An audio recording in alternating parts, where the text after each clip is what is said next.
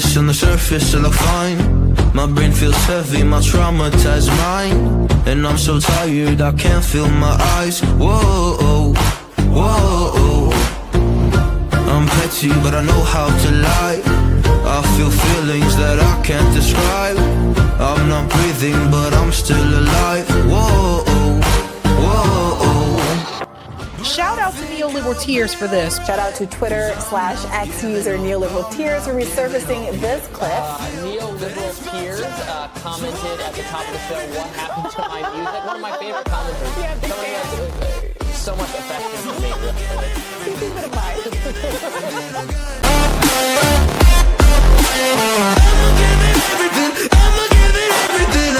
Prepare for a holiday season of Neoliberal Tears. Hello, and welcome to Nightcap with Neoliberal Tears. I manifest whenever there's drama in the alt-niche, left independent media space. That was a mouthful. And there has been tons and tons of drama that I have to react to. Otherwise, Ryan Grimm would not know what to do with himself. You know, he lives for my kind of commentary. So hello, everybody. Hello. Thank you for joining me through time and space. And if you're seeing this later, hi to you as well. Hope you're okay. I hope we make it. I see two of my besties in the chat. Hello. Seeking the Truth in K9. Hello. And the right and left trousers. Thank you for joining me. Guys, I'd love to know, besties, I'm addressing this to you. I'd love to know what you think. So write it in the chat. Let me know so we can have an open dialogue about whether, at this point, it's not even worth asking if the Democratic Party is able to be reformed. We know the answer. It's a strict no. But the real question is, can Breaking Point be reformed, you know, and or at least be made to cover stuff that isn't just transparent, partisan, horse race stuff? Can it be reformed? Can Ryan Grimm be reformed? I don't know. I don't think so. I think that's a losing cause. Maybe I'll pass a ballot initiative to change Ryan Grimm. Okay, so let's check what started this whole drama. It was this interview with friend of the show, Crystal Ball. She did an interview with Congressmember Adam Smith, who, to be clear, is evil. Evil. There isn't a war he doesn't like. We're going to see this from their exchange. And he's running in Washington State in a primary that's going to be decided and voted on August 4th. And he has a primary challenger from the left running as an independent by the name of Kshama Sawant, friend of the show, and a friend of Ryan Grimm. One thing that my best friend always says is that all politics is personal, you know, because we gossip a lot, me and him. He's not he's not very active on Twitter, but he follows the same stuff you and I do if you ended up on this stream in this niche corner of the internet. And we kind of laugh at everybody. It's what friends do, and especially Ryan Grimm.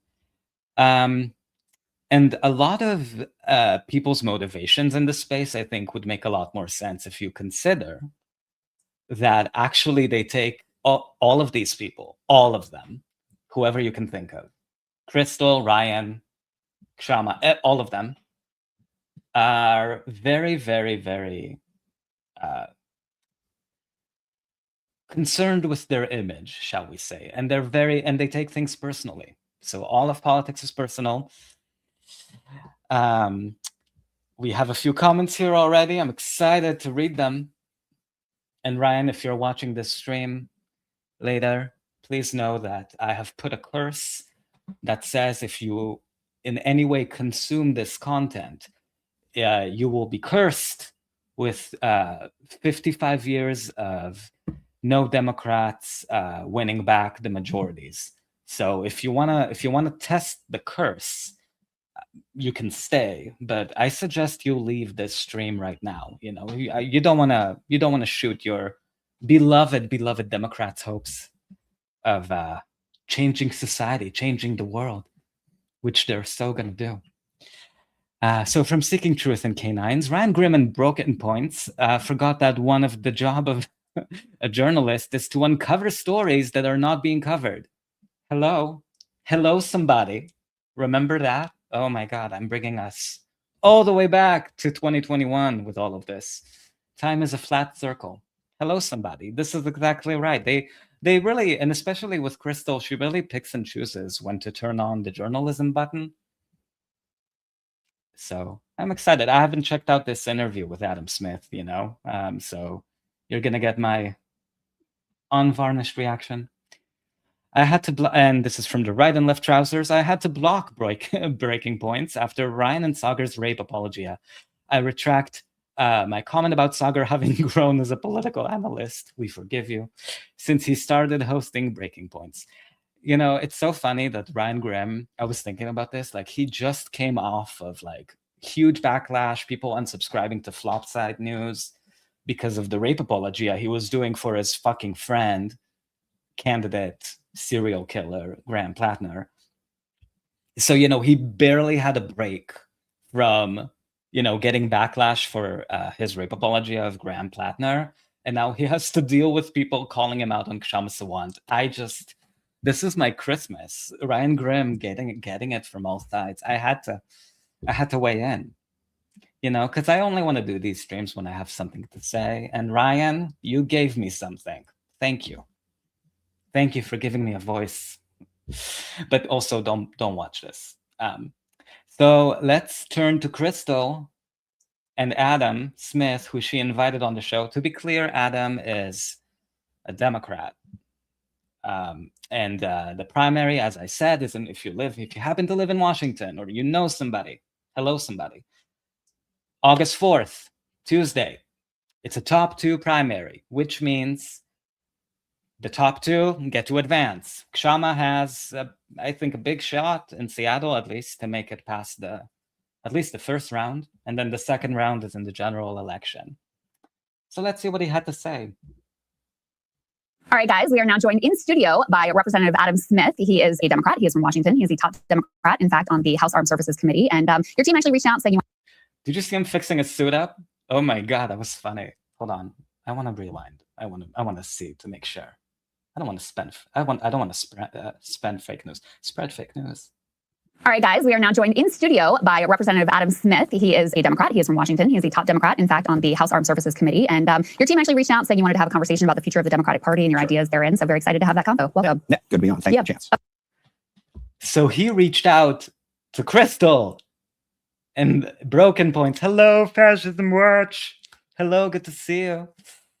Happy to have you here. You're right on time because we have to watch for this fascist, Adam Smith. My God. Of course. So before we get into all of that, you are at the center of a bunch of very impactful votes as the ranking member on the House Armed Services Committee. So if you don't mind, I wanted to start by talking to you a little bit about the NDAA, that's the National Defense Authorization Act.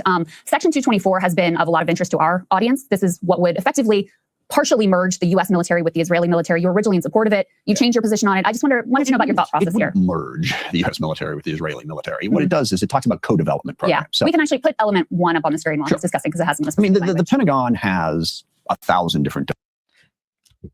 Okay, just to pause this serial liar for a quick second, let's read what it says here from HR 8800. Oh my God.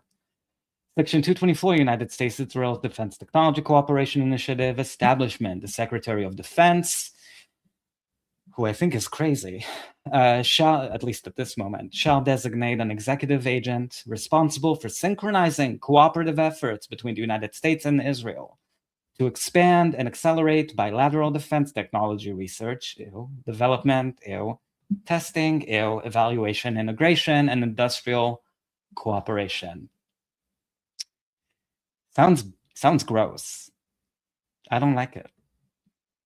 development programs that they're put together for procurement of, I don't know, everything from the F-35 to a radio. And when you do that, you develop a program of record, and the Pentagon works on it. We have, over the course of the last decade, had 3 programs that we co-developed with the Israeli military around drones. Sorry, not around drones, around missile defense, counter drones. And so the point of those programs was for the 2 militaries to work together to develop them. Okay. Now, neither controls the other in terms of how they use them. So those were just co-development programs. And the Section 224, when it came up in the committee, said, let's have one person overlook all 3 of those programs, and let's explore the possibility of more co-development programs. Right. So it says to expand and accelerate bilateral defense technology research, development, testing, evaluation, integration, and industrial cooperation. That goes on to spell out what all that means. Right. And it didn't create any new program. And by the way, missile defense was the big thing that we had there. And so that was the point of it. And mostly I see this as a benefit to the U.S. military, particularly when you're talking about missile defense. The Israeli military is really good at it.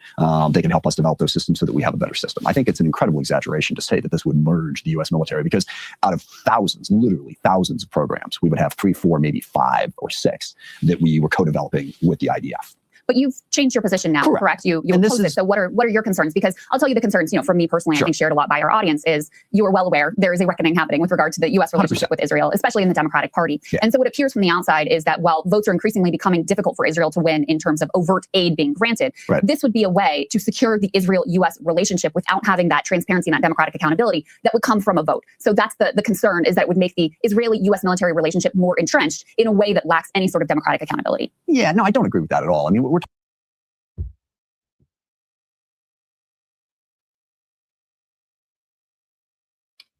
It's like politicians don't remember how to tell the truth. It's really crazy. Like nothing in his answer said anything about, the backlash to Israel, the genocidal conduct of Israel, because he supports fucking Israel. He supports it. He supported the genocide throughout. Disgusting. And every time she asks him a question, he gives such a boring, I think it's a strategy. It's called boring you to death. It's like throwing words at you. So then we took it up on the committee, and we actually decided that this program already exists, so we're mad to change what's already, like he wants to put you to sleep. There's like a Pokemon. His name is, I don't know if any one of you watched Pokemon, huge fan here. There's a Pokemon, little guy named Jigglypuff. And his superpower is making you fall asleep when he sings. This is it. This is his superpower. He's just like, wait, why are you asking me about merging the U.S. and Israeli militaries? I'm just gonna bore you to death. How about that? And then let's see if you even bother with a follow-up. It's really effective. It's a weapon of mass destruction, really.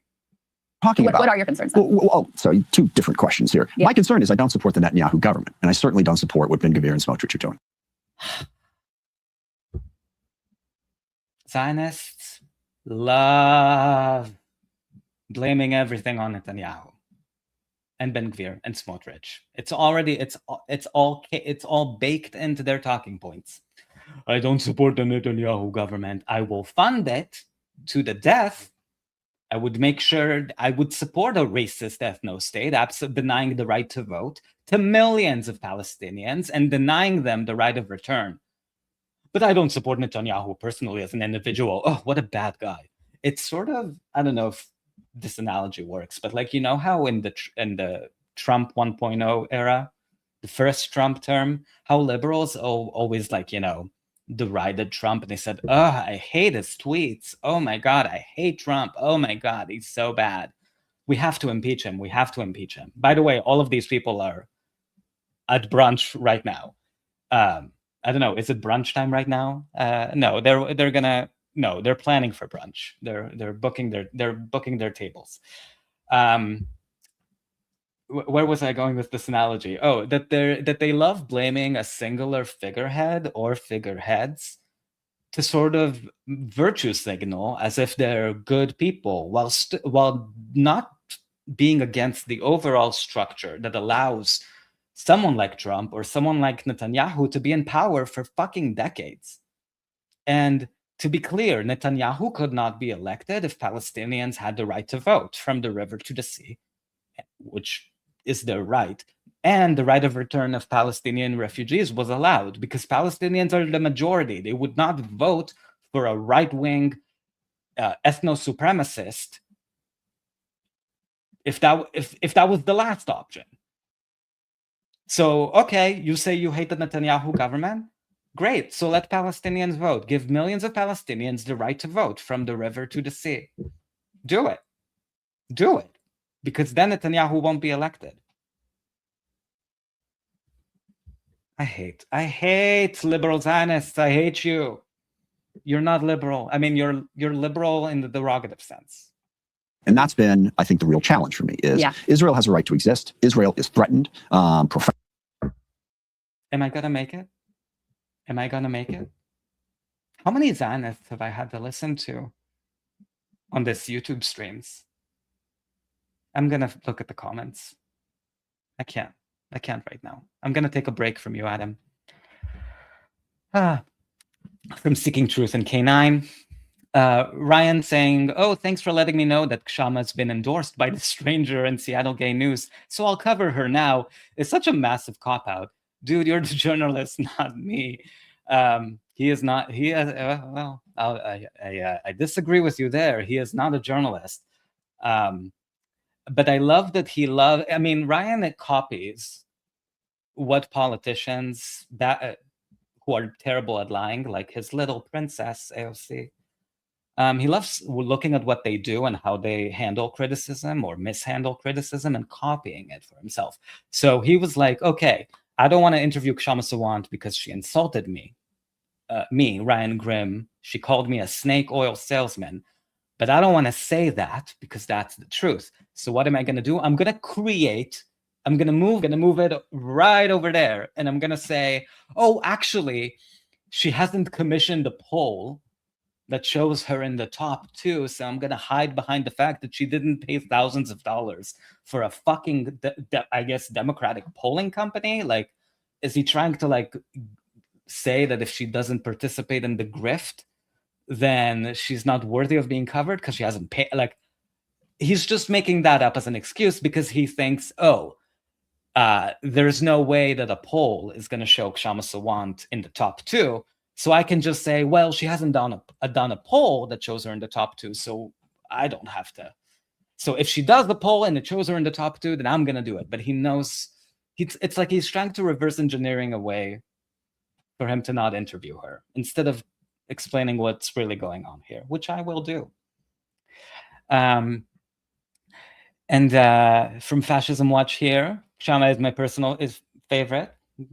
Glad to hear it. It is funny how the rhetorical strategy from the right and left trousers. It is funny how the rhetorical strategy always goes, we have to pass this. But when pushback on a bill is received, the response is, actually, we pretty much are already doing this. So why are you mad? 100%. They play from Fascism Watch. They play this game always. It's a rotating villain strategy by the Democrats when it comes to the Zionist entity. Kshama has a great vocabulary. She always chooses the right word. And from Fascism Watch, they lie nonstop. Maybe it keeps them alive, you know? Like, it's funny. And I was seeing an article that I'm going to show later that sort of where Democrats talked off the record, quote unquote, anonymously to Axios, sort of saying how like there is no good way for them to, I think the exact term was, there is no good marketing for the Zionist state or for Zionism in general. They realize when they're having real conversations with people that people aren't buying the bullshit anymore. There's no good marketing. Where are the people who are going to write my talking points? None of them are landing. We need new talking points. They'll never entertain actually changing the policies. It's only and this is something I guess I was trying to emphasize, because some people like some people that I read on Twitter, like Adam Johnson, are still under the illusion that if enough polls come out and show people totally opposed to the apartheid state, the Zionist state, that Democrats are gonna change their policies in Palestine. And my argument is no. No, polls changed the messaging. Like we see a lot of Democrats talking about the billionaire class, the billionaire class, the billionaire class. That's a focus grouped term that they came up with because they realized it lands well. Have any of their policies, like Biden had a trifecta. He had a presidency, he had a House majority and a Senate majority. Did they even pass a billionaire tax or an ultra billionaire tax? Or an Amazon tax like Seattle passed, at least, like where Jeff Bezos, part of his ginormous fortune went to social services. No. Policies are like immune from public sentiment, public will. Sorry, Crystal, I am gonna throw the ball back at you. Roundly, but Hamas, Hezbollah, Iran. So how do we help them defend themselves? But at the same time, they've got a government that's frankly out of control, particularly in the West Bank. You know, I associate myself with Rahm Emanuel's speech in Tel Aviv last week, where he said Netanyahu has decided.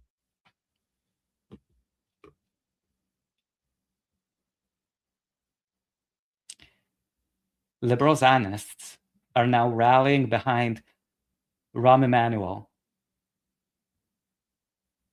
And the message, and of course, what are they selling? What is the message? Two-state solution. When do we want it? Eventually, at some point in the future, that's indeterminate. But yeah, strong words. He gave a speech. Out of touch doesn't do justice to these people. They deserve to lose everything they have. True. That he is going to be able to defeat all of his adversaries.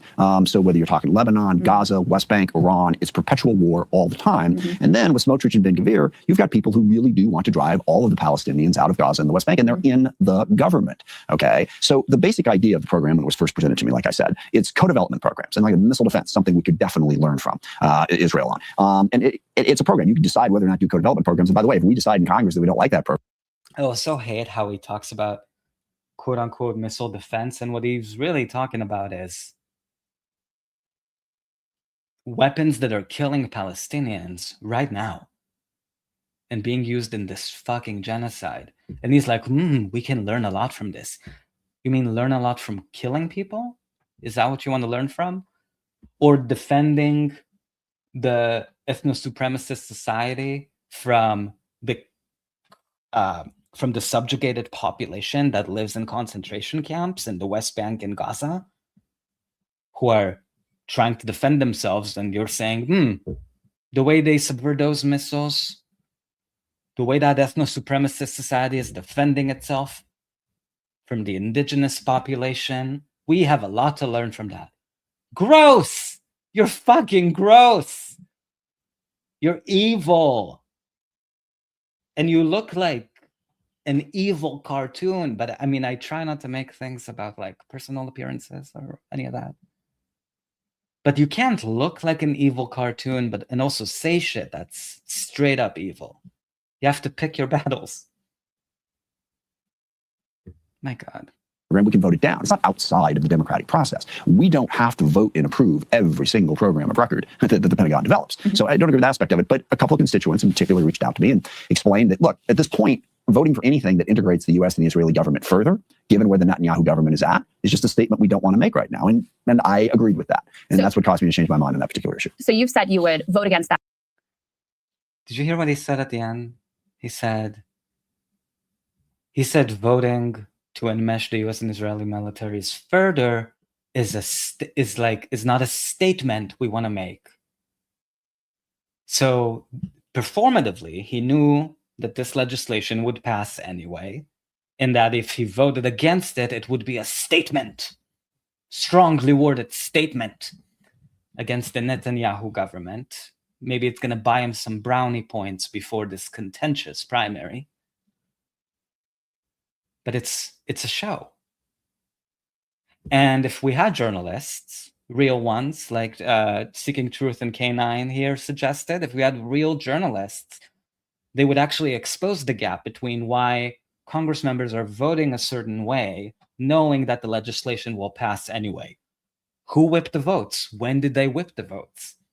Who flipped specifically because they wanted to improve their chances of staying in a House seat that they don't deserve for another 20 fucking years? You're supposed to expose the intentions behind people's votes, not just take it on face value and clap for them. Because there's so much coordination between both parties about which people get to vote for which disgusting, awful legislation that's pushed through. They always throw it at the people who are not running for re-election. They're like, hey, can you like take this one and we'll take the next one?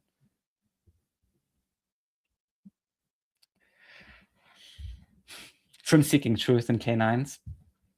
Wait till you see, this is for me. Wait until you see Adam Smith telling Crystal over and over again, stop. Notice the same thing with a lot of Zionist talking heads whenever they're confronted with facts. Stop, you're hurting me with your facts. Oh my God, so many facts flying over me. No, I need a missile defense system against your facts.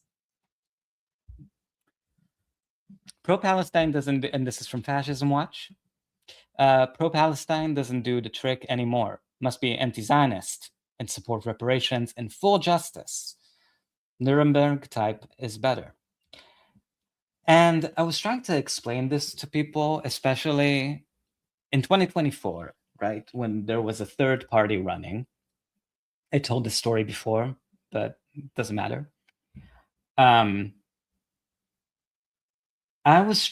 actually met with, I went to like an event that had to do with this third party. It was a leftist third party. And, you know, because of the media hyperventilating over the spoiler effect, quote unquote, that particular presidential candidate was getting a lot of media attention. I was trying to make a case, unsuccessfully, by the way. It was my first time meeting them. I don't know, I just thought I would try. And I was trying to explain to them that as lovely and peace-sounding as saying ceasefire now is, an arms embargo now is, that it's not enough to actually motivate people to vote for you as a third-party presidential candidate when there's a 0% chance that you're going to win. If you want to actually motivate people who are disaffected, disenchanted with the two-party system, you should, and this is my bias, or whatever, my bugaboo. And I was trying to tell them you should run on the one-state solution and use your media appearances on CNN, on all of the assholes, and all of the media. The cameras are on you when you're a third-party presidential candidate in a tight election year, because everyone's like, you're going to be a spoiler. Who are you going to spoil? What do you have to say to defend yourself? And I was telling them you should use that opportunity to educate people on what being anti-Zionist means and why you're anti-Zionist, if you are, and why everyone should support the one-state solution with equal rights from the river to the sea, and why your party supports equal rights from the river to the sea, not just a ceasefire, not just an arms embargo. And that candidate, in a very politician way, told me, there's already so much consensus about ceasefire now. I don't want to repel people who, they said it in a very nice way, very politician kind of way. I was very disappointed after that, just FYI. And why I didn't get involved. But they were like, but there's so much, because what they were saying, and I mean, it's logical. They were saying, oh, but Democrats are sort of, a lot of progressive Democrats who are sort of feeling like the Democratic Party is not representing them on Palestine. They support ceasefire now and maybe even arms embargo now. We don't want to push it further and alienate people. So, so I said, okay. And it ended up being that having the exact same message as the squad on Palestine of ceasefire now. First of all, Democrats triangulated to death. Not that that's a third party's fault. But the Democrats take everything you ask people, anything you ask them, they take it and they put it through the triangulation machine and they spit out a solution, quote unquote, that has nothing to do with what you asked for. So, yeah, totally crashed the Overton win. And that's what I was trying to do. I was trying to get that person to use their, I said it already, but like all of their media invitation invites, it was such a great opportunity to like educate people about Palestine instead of yelling the same platitudes we hear from Democrats, and distinguish yourself as a candidate. Why am I telling this story? I don't know. Wait, hold on. Let me try to tie it up in a bow. All politicians are the same. I was right. I don't know. No, I don't. The I was right was a joke. I'm actually very often wrong. Not very often, but like a normal amount. I'm a person. I don't think I'm wrong about this though. So I agree with you, Fascism Watch, that just ceasefire now or saying you're pro-Palestine. Like Brad Lander said he did a campaign rally with Zoran Mamdani and he said, free Palestine. Brad Lander, who never stops talking about being a Zionist and how Palestine is only the West Bank and Gaza. And he wants a Bantustan on the 67 borders, quote unquote, which So he wants Palestine to be like a subservient Bantustan. And he said free Palestine. That means that even free Palestine has been co-opted by the Democrats. What do we do? What do we do? You have to like really be explicit. You have to be knowledgeable, and you have to not let people triangulate what you're saying, and be very, very crystal clear, pun intended. Not originally, but as I was saying it, I realized. And with Zoran's latest speech, performative acting, he keeps the Tish losers. There was a clash with DSA goons on Bad Faith lately. Didn't watch that. We'll take a look. Yeah. And that's another reason. Ryan Grimm, I believe, commented about it, which also goes in to show you that all politics is personal. But I'll say more in a bit. On House floor. I would vote to remove it from the bill, yes. So you are ranking member, House Armed Services. That makes you one of the four most important people in DC in terms of what ends up in the NDAA. And for our audience, except for the fact that I'm in the minority. You're in the minority, of course. And I don't control yes. what the majority does by any stretch of the imagination. But what I wanted to know is if you would use that position when it comes to conference, which is when this is for our audience, I know obviously you know this, when the Senate version is merged with the House version and difference are reconciled. I will advocate for the removal of that provision. And if it's not removed, will you refuse to sign off on the conference report? I don't know that I would go that far. It depends on what else is in the bill. I mean, look, the bill itself has the... You see how at first he said, yeah, I would vote to remove it. I would. And then Crystal, she really did her homework, I suppose. I mean, something about a final report, like, if that comes out against what you're saying you'll vote against, would you still vote against the bill? And he said, no. Never trust a Zionist. I can't say this enough. And to be clear, Zionism is not a religion. It's not an ethnicity. It's not something you're born with. Zionism is an ideology. Zionism is a choice. Never trust a Zionist. Massive problem that it's continuing to fund the war in Iran, which is an utter disaster. So I am probably not going to vote, almost certainly not going to vote for the bill as it comes off the House floor now, just in and of itself, regardless of that particular section. Just because of that one section, I don't know that I would vote against the entire bill. Well, that was actually the other thing I wanted to ask you about is... Just because of that one section doesn't mean I'll vote against the entire bill. Such a great piece of legislation, giving $1 trillion to the Pentagon.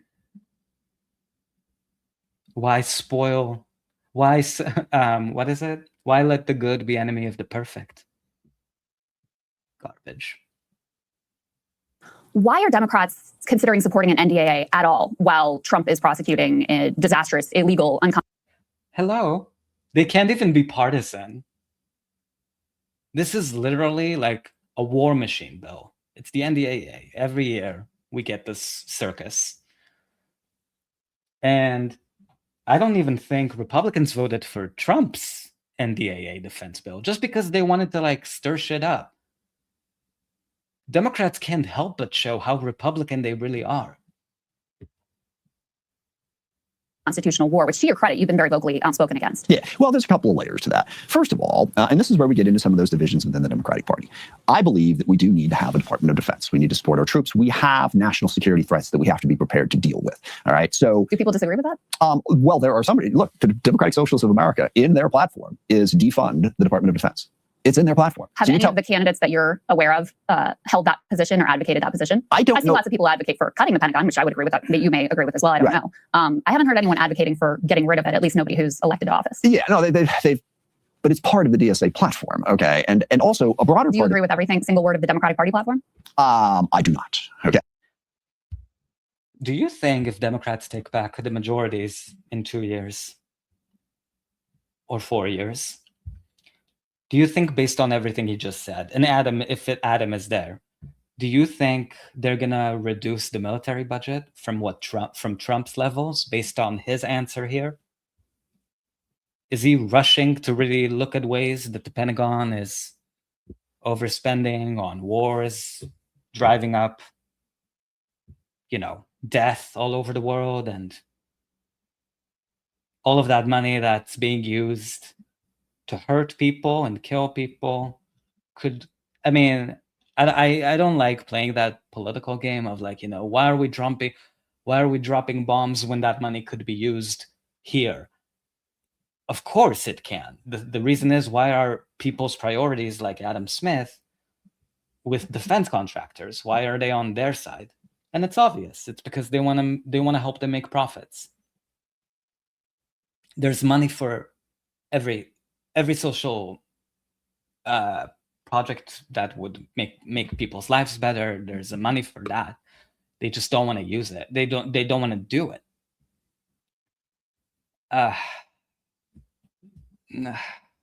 Okay. So, yes, so should you be held to, whatever views are theoretically in some policy position paper, or should we deal with the reality of what your positions are? Why would they put it in there in the first place? But aside from that particular point, there's the larger question of the role the U.S. plays in the world. And this is where I do disagree with the DSA. Their general position is that the U.S. is responsible for most of the conflict in the world. And I've heard these arguments about, whether you're talking about Iran, North Korea, Russia, China, that everything they're doing is merely in reaction to us. And I don't agree with that. I think we've done some bad things without any question, but I do think, just based on my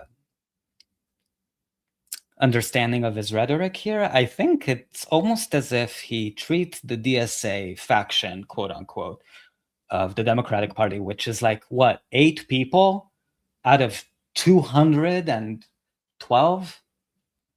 8 fucking people with no power, 0 institutional power. And one of them is AOC, who's a Zionist, like you, Adam. You have a lot in common. So to treat the DSA as like this crazy great boogeyman, it sounds to me like DSA is more of a threat to him than the Republican Party. He has more in common. And this is true for the majority of Democrats. It's why they hate DSA so much. They have more in, they really, that's why I think it's like a fool's errand to try to pull teeth from the Democratic Party and say, please reduce the military budget from Trump's insane, historic, record-breaking levels. Please give people Medicare for all. Okay, please give people a public option. Okay, please just give people Medicare opt-in. Okay, please. And then they water it down, because people like Adam are at war with their own party members, the 8 of them, who are desperately, some of them, trying to make life a little bit better for people. So how are you going to win that battle against people like Adam Smith, especially if you don't cover his primary challenger? I do think we face threats that we need to be in a position to deter. So I'm not, going to say that we shouldn't ever have a National Defense Authorizing Act. The second piece of this that I'm curious, I'm curious what people think about this. Just to pause on that point for 1 second. The argument I'm making, and I think other people, is not that we should never have a National Defense Authorization Act. It's that in this moment, Democrats, as you know, have precious little leverage that they can use as Republicans control the House, the Senate, and the White House. Trump is prosecuting what is an illegal war. There was a war powers resolution that was passed through the House and the Senate that he is in violation of. Just to be clear, it's a bigger part of the problem. Even if this war was legal, it would still be a disastrous, stupid, terrible, horrible idea. We 100% agree on that. But it is also illegal. Yeah. So why not use this moment when they would dearly like Democratic votes? I'm not disagreeing with you on that at all. Yeah. So you think that, so you won't support an NDA and you don't think the rest of the Democratic Party? There will probably be some who will and some who won't. I mean, and again, how do we use that leverage? You see, she asked him, are you not just going to performatively vote against the NDAA if you got your assigned seat in the vote-a-rama and you got your assigned role and how you're allowed to vote after the whipping? The whipping is when they sort of tally up everybody and they call them up beforehand and they're like, hey, how are you going to vote? You're going to vote no because you're up for re-election. You want to look like you're anti-Trump. They're going to vote yes because they're retiring. They're not up for re-election. Actually, they're dead in a different place. So they can vote however we tell them. She's saying, are you going to actually use that leverage to tell your party members to also vote no so that there isn't some of that scheming to let it pass through? And he's like, well, I wouldn't go that far. Well, yeah, I can tell that the war in Iran really bothers him on a personal level. He seems really affected by it. I mean, look at his face. Look at his face. He's concerned. In an effective way. And keep in mind also the National Defense Authorizing Act doesn't actually fund anything. It's not the appropriations bill, it's the authorizing bill, which is the other point I've been trying to get to. Oh, you see, it's not effective to vote against the NDAA. It's not effective. It's bad. What do liberals love to tell you about things they don't want to do?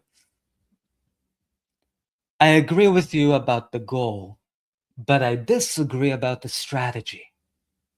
It's not an effective strategy. What you're asking me to do is not an effective strategy. What I'm gonna do is the effective strategy. So fuck you, and you're wrong, and I'm right. These people think we're so stupid. I'm hurt. Congress needs to exercise oversight of the Department of Defense. We've got a provision in the bill that would bring back collective bargaining for all DoD employees, which we got put into the bill. We've got a variety of different things that Defense Secretary Hegseth's budgets if he doesn't, begin to turn over more information. It's us exercising our oversight. If we pull back from that and don't do anything, that winds up with the executive branch having all the control and all the authority if we just don't pass anything. So there are some things in this bill that exercise oversight. Congress needs to pass my bill. They love saying that too. Whenever she was asking him, why aren't you using your leverage on this time-sensitive issue, which is the passage of the NDAA. It happens every year. Everybody has to vote on the NDAA. It's the one must-pass bill, one of a few.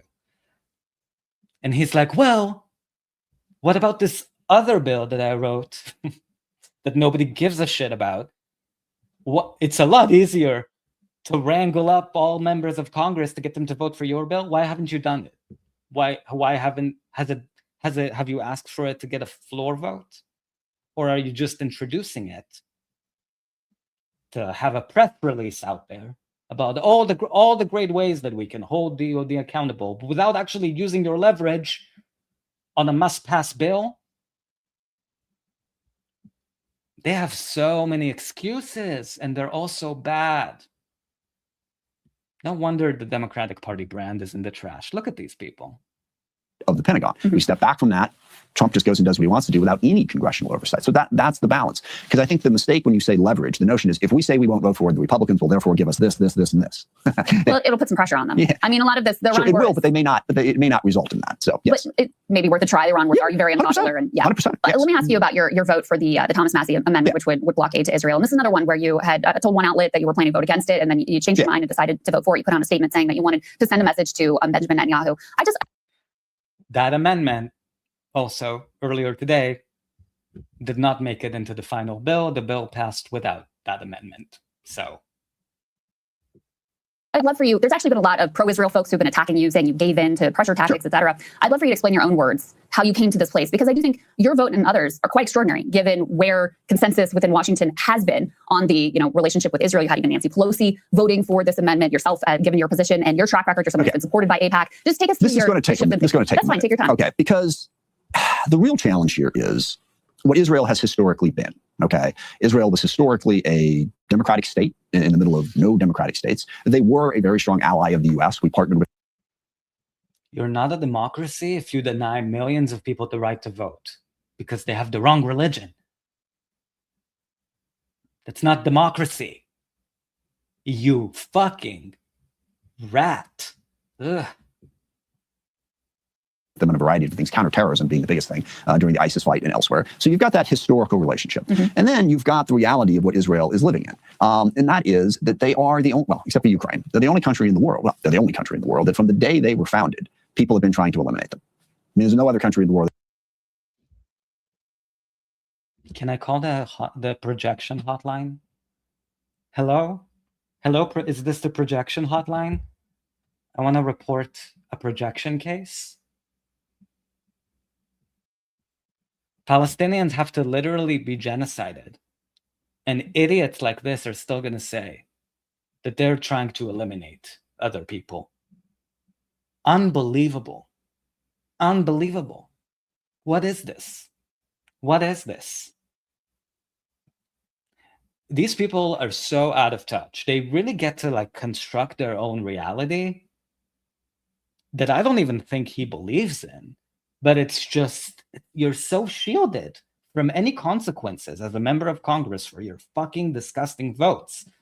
And you get away with bullshit, saying bullshit messaging, talking points, putting people to sleep, whatever you have up your sleeve. Unbelievable. Yemen and Saudi Arabia fought, but the Houthis never said that Saudi Arabia didn't have a right to exist. Okay, very existence wasn't on the line. When Israel came into being, from that very moment, they have been attacked constantly. And yeah, it comes down to a fundamental question: does Israel have a right to exist? Now, I'll tell you, and this is exist as an apartheid state. You idiot! You fucking idiot! How many years has he been in Congress? If he actually believes what he's saying, it's an intellectual disability. Like, he might actually be qualified for benefits if he's that fucking stupid. These people vote. Oh my God. I don't even think, he doesn't sound like I don't even think he really reads the bills he signs on. It's just kind of like a vibe check. Ugh. Absolutely the DSA position is that they don't. Okay. Well, let's pause on that. I want to get to the DSA, and I don't want to fight you on all of this, but I want you to get to your point out. I got to get through this. Okay. So if you have a situation. Get through what? Your racist bullshit about how Palestinians shouldn't have the right to vote because that would destroy an apartheid state structure of Jewish people forcing a demographic majority on a native population that is not Jewish and expelling them so they wouldn't have political power? That's democracy to you?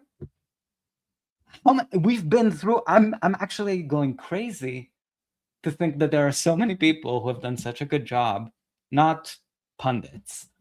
No offense, besties, Crystal. But people on the internet, like TikTokers, random people, have used their voice to explain what's really going on. Palestinians, from the beginning, have been using their voices to tell people what's really going on. And he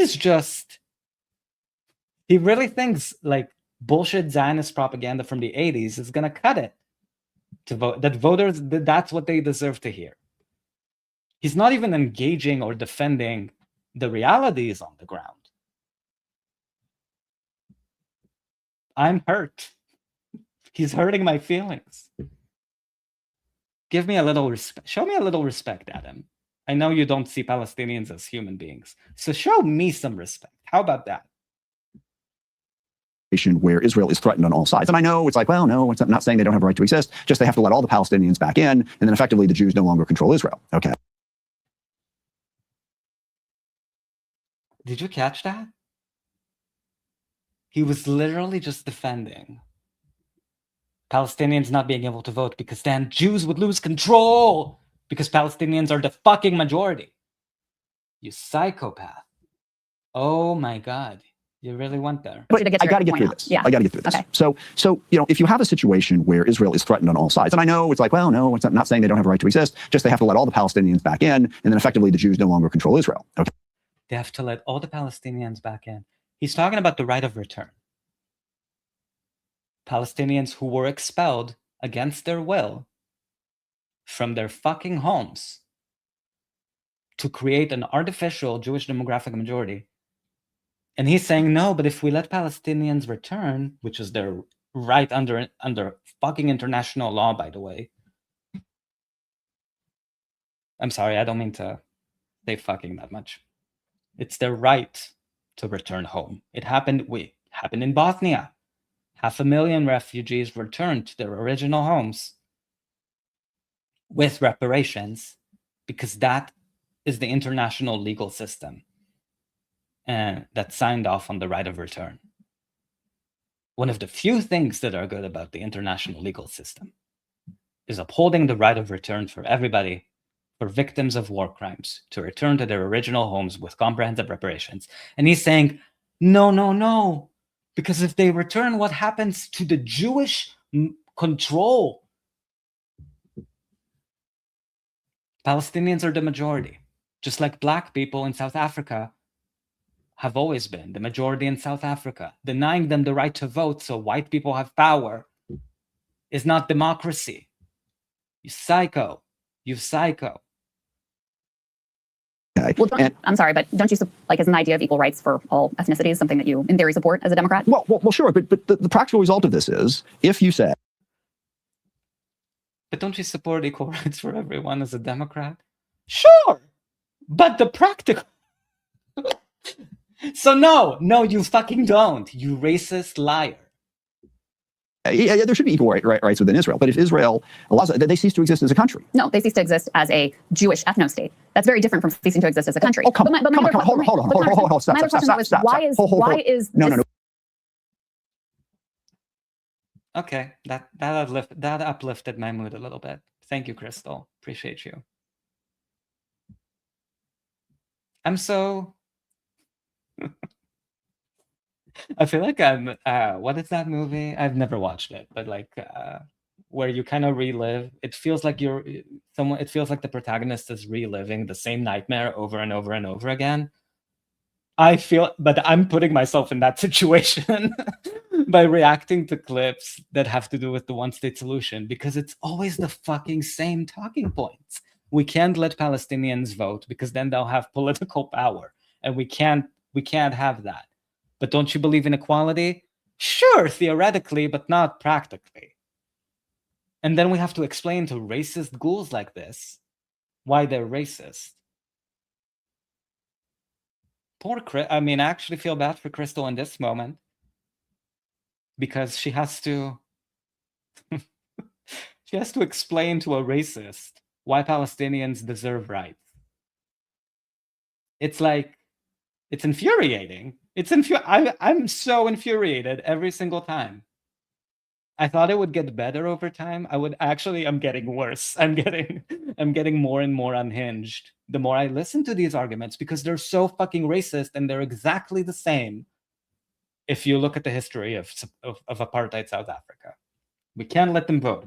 We'll let them have their own state. We'll let them have their own system of government, a separate system of government, but they can never, ever, ever, ever have equal rights. They can have access to equal services, but not equal rights, because equal rights means that they have full political control to legislate things against our interests, like nationalizing private property, nationalizing industries, redistributing privately owned land, giving it to privately owned land to returning refugees. Can't have that. We got to drill an down. issue for U.S. taxpayers. We got to drill down on that. Okay. Right. They cease to exist as an ethno state. So basically, Jews would live in Palestine and be governed by the Palestinians, by the Arabs. Okay. And maybe that's just what has to happen in the minds of some. He said they would be governed by the Palestinians, and then he added by the Arabs. Why did you have to add by the Palestinians, by the Arabs at the end there? You said Palestinians. Are you trying to emphasize Arabs because you think Arabs is a scary word? Mr. Smith, Congressmember Smith, you're not talking to other white nationalists like yourself right now. You are talking to someone who does see Palestinians as human beings. So calling them Arabs is not going to scare Crystal into be like, ooh, never mind. I didn't realize that those Arabs were asking for the right to vote. Sorry, they're Arabs. I completely forgot. They were Arabs. Why should they have the right to vote, right? From Fascism Watch here. Love this turn of phrase. Nightmare on Dam Street. Nightmare on Dam Street. Indeed. And this is the party, Crystal, is going to change from within. You see how receptive he is? And I know good people, not saying Crystal is a good person, don't know. No input from me on that either way. Because how could I know? But I know good people who are trying to change the Democratic Party for the better on Palestine. I wish them all the luck in the fucking world. But look at this shit. At least as long as people like this have seniority in the Democratic Party, he's a ranking member on the House Armed Services Committee. Seniority is everything in the House. That's why Maxine Waters is like on all of the banking committees, even though she's like 900 years old. All of the important committee assignments go to people who have seniority. It's why even AOC, who's been there for 80 years, they still don't give her any fucking thing that's meaningful or important or helps her fundraise. So he's a senior policymaker. And he's literally saying indistinguishable things from what the KKK was saying in terms of why certain people shouldn't have the same rights as other people. That's racism. I guess that's a Democratic Party value in Seattle, of all places. People, but understand the consequences of it. Understand why Israel was created in the first place, so that the Jews would have some place to go. Okay, right? So they would have some place to go? What the fuck are you talking about? What the fuck are you talking about? The Balfour Declaration was written in 1917 by a truly anti-Semitic Lord Balfour. It's an anti-Semitic idea to begin with. Not that anti-Semitism is a greater sin than the Nakba. I'm just pointing out that the Zionists, including Theodor Herzl, who was an atheist, always saw moving Jewish people to Palestine as a strategic fight to prevent Jewish people from, quote unquote, turning to socialism or turning Bolshevik, quote unquote. They were anti-Semites themselves. But now Adam Smith is trying to rewrite history and say, no. This would be, no. It's just that the world, like imperial powers love Jewish people so much. They were just like, let's make a home for them. And let's have that home happen to be on top of the ruins and destruction and death of Palestinians, native indigenous Palestinian population. And let's give Jewish people a state at the expense of Palestinians, because we don't want Palestinians to be the demographic majority.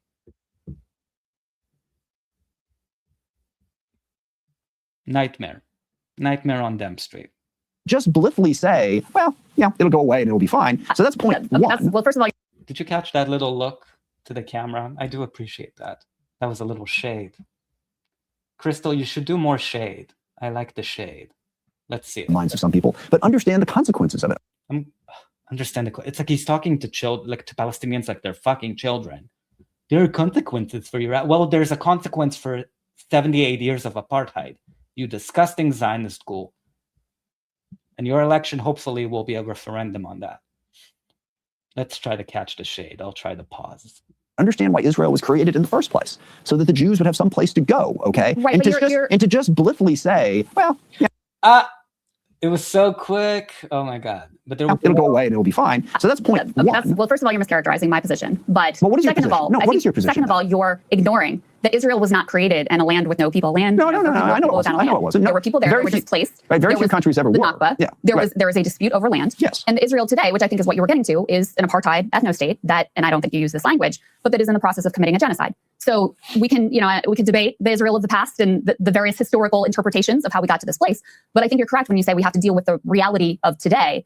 And, I would argue that it's not just the Netanyahu government. We can certainly argue that point. Yeah. But, we have Jake Sullivan, who just came out and said that he regrets the Biden policy of the bear hug. He thinks they should have done more to restrain Israel. And I'm wondering if you have any regrets, because now you're voting in a somewhat different way, both with the NDAA shift in position, with the Massey Amendment saying, hey, we should blockade. I want to send a message to Netanyahu. At the peak of the Gaza onslaught, you had a complete siege. You had entire neighborhoods that were leveled. They created the largest population of child amputees. Do you have any regrets about? Okay. Bestie, Crystal. I'll never call Adam Smith bestie under any circumstance, any Zionist, actually.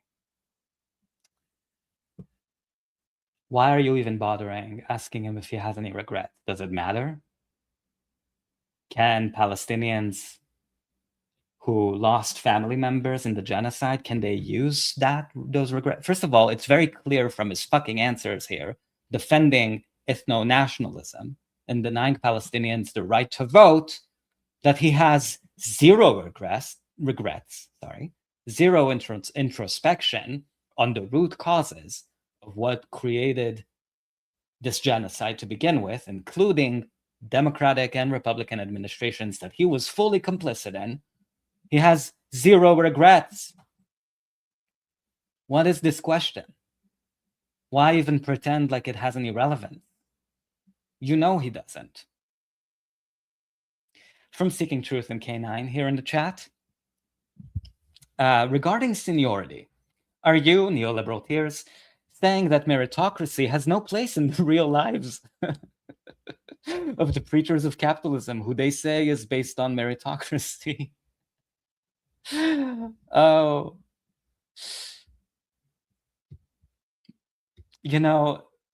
One way you can tell meritocracy does not exist in the capitalist ecosystems we live under is that someone like Ryan fucking Grimm someone so bad at lying, so mediocre at everything else. I swear his writing level is not something I would expect from anyone above 9th grade in the US. Okay, I'm sorry. I'm just saying it. I've never read anything he wrote. I know I'm offending some people. Oh no. Don't attack me. I'll have to buy an Iron Dome from Adam Smith and defend myself. Meritocracy has never been, I think, true for the Democratic Party or the media spaces from which we unfortunately have to consume content like this. What the money is the deciding factor, I guess, under capitalism and capital. And in the Democratic Party too, the way they would give you committee assignments, for example, is and I covered this when AOC was trying to audition herself for the Oversight Committee. Her argument to other members was not, here's what I would do as an Oversight Committee ranking member. It was, I raised millions of dollars for other members, and that's why I deserve this committee assignment. You have to raise money for the Democratic Party. You have to make money for the Democratic Party for them to consider you for certain committee assignments. That's the opposite of meritocracy. But that's how you build power, quote unquote, or corrupt your own soul in the process. Your votes during that time period? I don't, because everyone forgets about October 7th. Everyone forgets about what Hamas and Hezbollah and Iran have done, and their desire is to wipe out the state of Israel and all the Jews living there. Is that not? I mean, that's in Hamas's charter, and Hamas is still extent. They're still doing that. I don't like. I'm not gonna even bother. If you're watching this, if you're one of the 3 people who are watching me, thank you. First of all, you're a real one. You're a bestie, and I know you're anti-Zionist. Unless you're Ryan Grimm, in which case, Ryan, I told you to turn this off already. What do I have to do? You already know. You already know. You're too smart, but you don't need to hear my feedback. The way Israel decided to defend themselves. But the solution being proposed is, and this is the consequence of what you're saying is, sorry, we had this idea back in 1948, we were going to give you a state, and that way you could protect yourself against all these attacks. Didn't work out, so go back to Europe, go wherever. This just isn't going to work anymore. And I don't think you understand how difficult that is to just go, yeah, I guess that's fine. Because I think the question, and this is not, this is my perspective, but I think this is also what the Democratic Party base in particular, and most of the country view at this point, is why should our tax dollars, given all the things in the world and all the things in our country, that's why I voted for the Massey Amendment. Spent in much more effective ways. Exactly. Why should that be going to prop up an ethno-state that is an apartheid state? And I wonder if you agree with that characterization, that has been committing, if you don't want to say genocide, certainly war crimes with that tax money. But that's fine. Yeah. Look, no, that's why I voted for the Massey Amendment. I don't think we should be sending that money over there. But look, I have concerns about Hamas, about Hezbollah, that people don't seem to share. Let's say that this plays out. Thank you, the right and left trousers, for pointing that out in the chat. The right and left trousers here said tax dollars. Tax dollars. In a sort of mocking, sarcastic tone, which I really have an issue with. This framing of the argument. And we see a lot of politicians sort of make this, a lot of liberal Zionists also, liberal. And it sort of reminds me, it's really dumbing down the truth, I think, to sort of only view Palestine as like a tax dollar issue. And it's also assuming that people who care about Palestine or regular people who maybe aren't connected to Palestine through family or friends, it's sort of assuming that the only way they could care about Palestine is if they felt like their tax purse, their tax dollars are going there and they could go here. It's kind of like, how the Republicans try to create like this uproar about people of color using food stamps, or like they're stealing your tax dollars for benefits or for unemployment, or they were trying to drive up racist shit to sort of inframe tax dollars, which as if someone is reaching into your fucking pocket and giving it to someone that doesn't need it. It's wrong on the framing, and I understand why politicians are sort of trying to say, well, that money that is going to defense contractors, to Palantir, to Northrop Grumman, to all of these defense contractors, weapons manufacturers, that money could go to hospitals. Sure it could, but the reason it's not is because there is a financial incentive for people, especially people who trade stocks in weapons manufacturers and American corporations who profit off of death. There's a financial incentive for them to invest, to send that money there and not to use that money to help people. I don't think I really made the point I wanted to make, but I feel like our tax dollars should not be going toward the genocidal apartheid state. I think it sort of clouds the interest that the United States has, broadly speaking, in West Asia. From the United States perspective, it's not a waste of money. It's a good investment to invest in an apartheid state in West Asia, because that apartheid state is keeping the capitalist imperial order in West Asia, right? It's a capitalist outpost right between, the endpoint of Europe and Africa, strategically placed. If Palestinians could vote between the river and the sea, which is a point I made before, they would most likely vote based on their political party affiliations and histories. They would most likely vote for a socialist governing coalition. That means that Israel, quote unquote, would not only not be an apartheid state anymore, it would no longer be a capitalist state. And if that happens, If Palestine is truly free from the river to the sea, and there's a one person, one vote system, a real democracy, what would happen from the United States perspective, right? Like, let's put our neocon cap on. Let's pretend we're neocons. This is how they think. If Palestine was allowed to be a successful leading example of a socialist government, and nationalize their private industries, nationalize their natural resources, giving land back to returning refugees. If that happened in Palestine, what would happen in Egypt? What if Egyptians revolted against the very Western-friendly dictatorship in Egypt and demand a real democracy there too, using Palestine as a successful example? The domino effect. And then what happens to Jordan and Jordanian people? The majority of the Jordanian population is Palestinian. What if they all of a sudden said, hey, Palestine has a one person, one vote system. We want a one person, one vote system. We want democracy. What would happen in Saudi Arabia? All of a sudden, you could see that from the perspective of a capitalist superstructure in Western Asia, you can see the threat that Palestine really poses. It's the threat of successful examples. That's why the United States also is refusing to let Cuba live under any circumstance. Because what if an example of a successful socialist government inspires other countries in Latin America to not do business with the United States and American corporations? Anyway, that was a long spiel. Out the way you describe, and okay, there is no Jewish ethno state, and the consequence of that is there is no Jewish state. Basically, you have the Palestinians, as they would now be governing that area, and that means Hamas would be governing that area. Do you have any problem with that? Do you have any problem with Hamas suddenly becoming a much more powerful entity and having the... He's actually asking Crystal right now.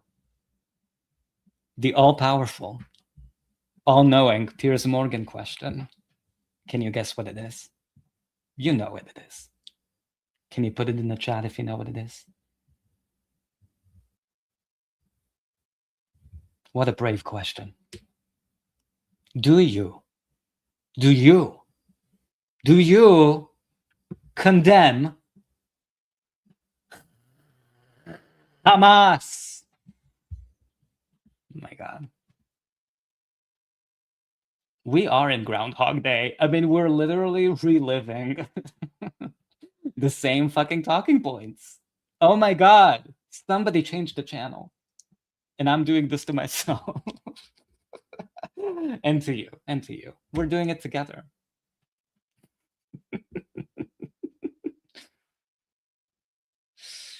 From Seeking Truth in K9, as Mao told the Palestinians when he talked about Israel and Taiwan, you are the front gate of the great continent, and we are the rear. Their goal is the same.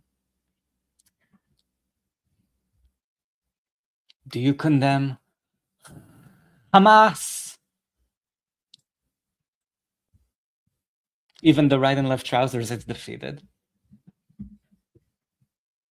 I'm defeated too. But we will never be defeated because we are the people united. We'll never be defeated. Never. Country, from the river to the sea, if you will now be a Hamas-run state on the Mediterranean. Are you okay with that? First of all, I'm not convinced that would be the reality. Well, how would it not be I don't know how you can get away from how illiberal it is to not support equal rights for people, regardless of if they're Jewish, Arab, Muslim, Christian, totally with you. Look, and then the other piece is, but Hamas doesn't support equal rights either. Totally with you. No, you're not. Liar. Do you support a two-state solution? Is that your idea? Look, yes. So how do we get there? How do we get there? Stop. Hold on. I can answer How do we get there at a time? No, hold on. When you have settlements that have made it effectively impossible. There's something I have to explain before. Stop. Your words are hurting me. Your words, they're hurting my fifis. My ethno-nationalist fifis are hurt by your words. Stop. Stop with all this equality bullshit. I support equal rights, sure, but no, I don't.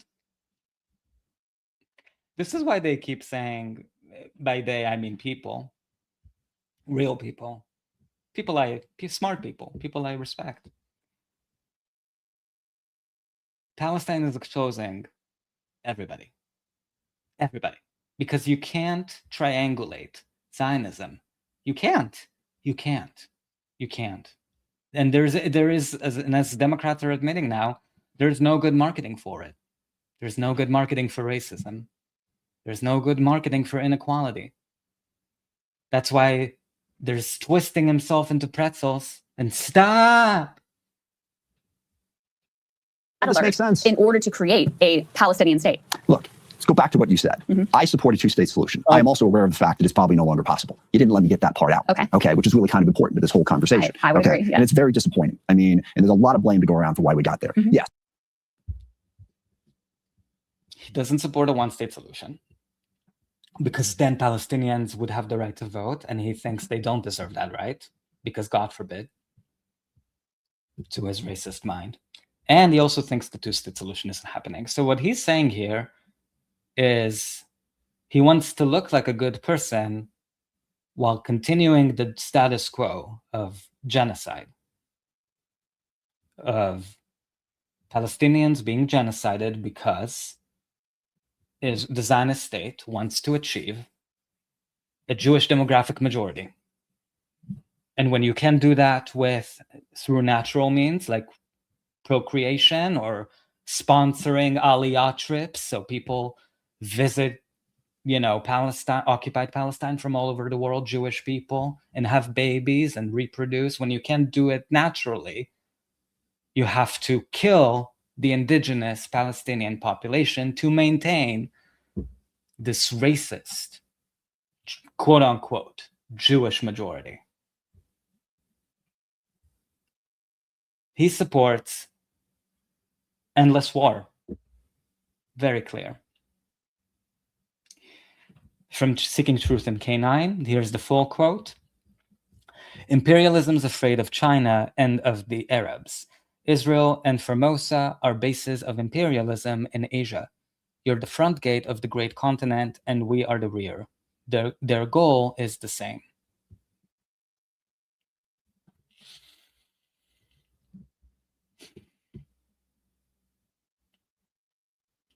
I can't listen to more of this. We have more. We have more content for you. If you're cleaning right now, hi to your couches. I don't know. I was gonna say, if you're with your pets, or if you're petting your pet, or if you're taking your dog on a walk. Hello. So happy to know that animals are watching this stream. I apologize for the Zionism. I do apologize for the Zionism. But just to go back, so this started back to the point of the stream is this sort of went and ruffled some feathers from people who rightly said, well, why doesn't Crystal interview Kshama Sawant, who is primarying this piece of shit, Adam Smith, in Washington State on August 4th. August 4th, which is coming up in 2 weeks, guys. 2 weeks? 2.5 weeks. Very soon. Why not even mention that Adam Smith has a primary challenge? Why not? What's going on, Crystal? Did you not realize? Is it because Kshama Sawant isn't running as a Democrat? It sort of inspired some questions that we are going to get to the bottom of, because we are real journalists. No, we're not. I'm definitely not. I'm just a person. I'm not a person. I'm an artificial intelligence entity following drama on the niche alt-left media space. Okay, so this was some feedback. 2 broken points by friend of the show, Brianna Joy Gray. Let's read it. Warmonger Adam Smith has been invited on Broken Points to quote-unquote debate the DSA's popularity, but his socialist, anti-war, pro-Palestine challenger, Kshama Sawant, is excluded because, in Ryan Grimm's words, she isn't, quote, newsworthy. Kshama was the first socialist to sit on the Seattle City Council since 1877, and in that role won the fight for $15 an hour. Meanwhile, Smith is the Zionist-ranking member of the Armed Services Committee, who only backed down off his support for Israel and the U.S. military tech merger because of pressure from Kshama in the race. Smith was rude, dismissive, and annoying, and that was me adding on, and prevaricating in response to Crystal's questioning. He holds the racist and contradictory beliefs that Israel should only exist as a Jewish supremacist state, and that no democracy can exist if Arabs, Palestinians have equal rights.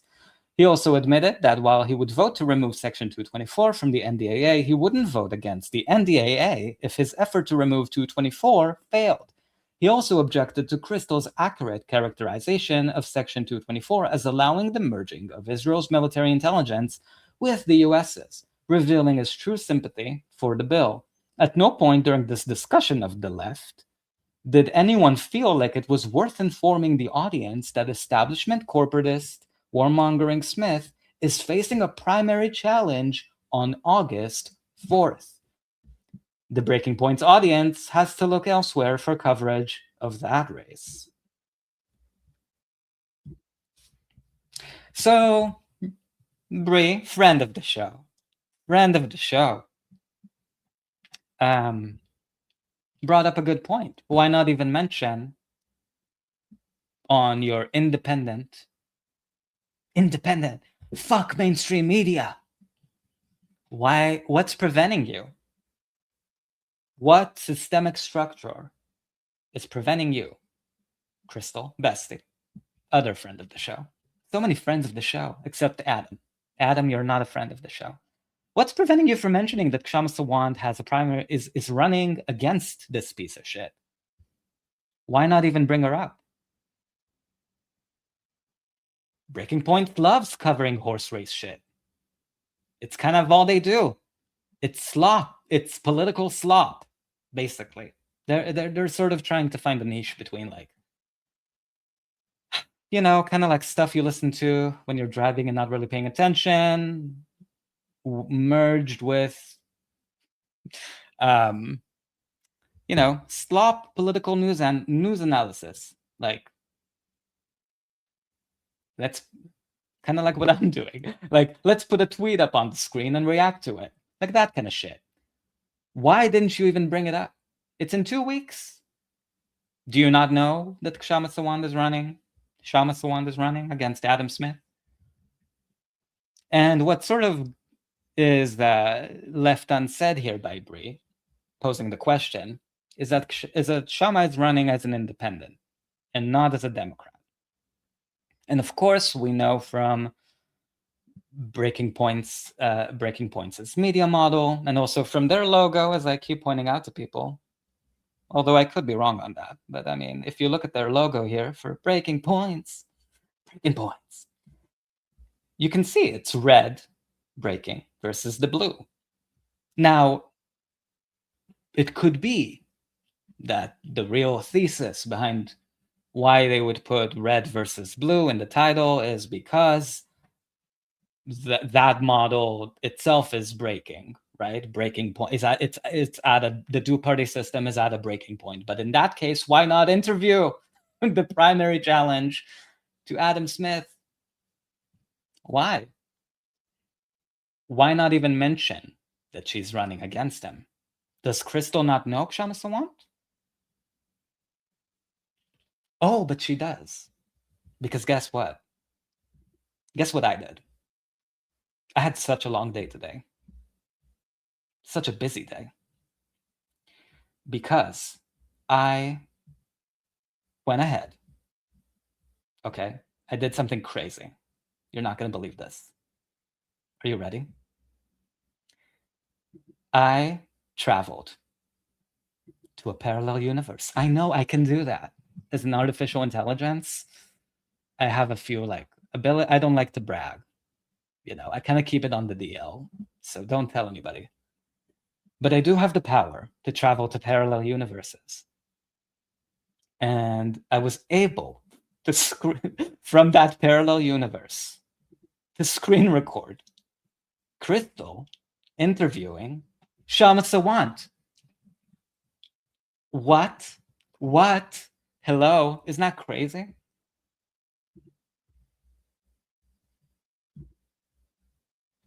I'm so glad I was able to bring my phone into that parallel universe.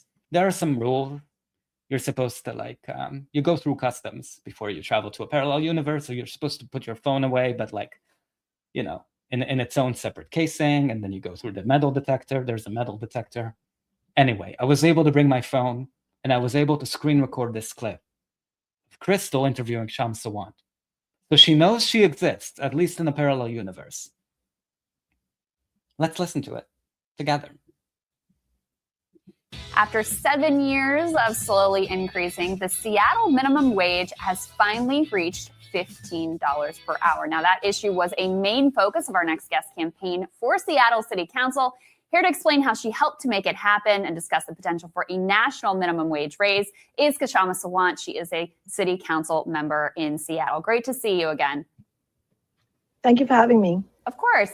I just would like you to take a moment to reflect on when you were fighting for a $15 minimum wage in Seattle. This was seen as like a crazy outlier, fringe idea.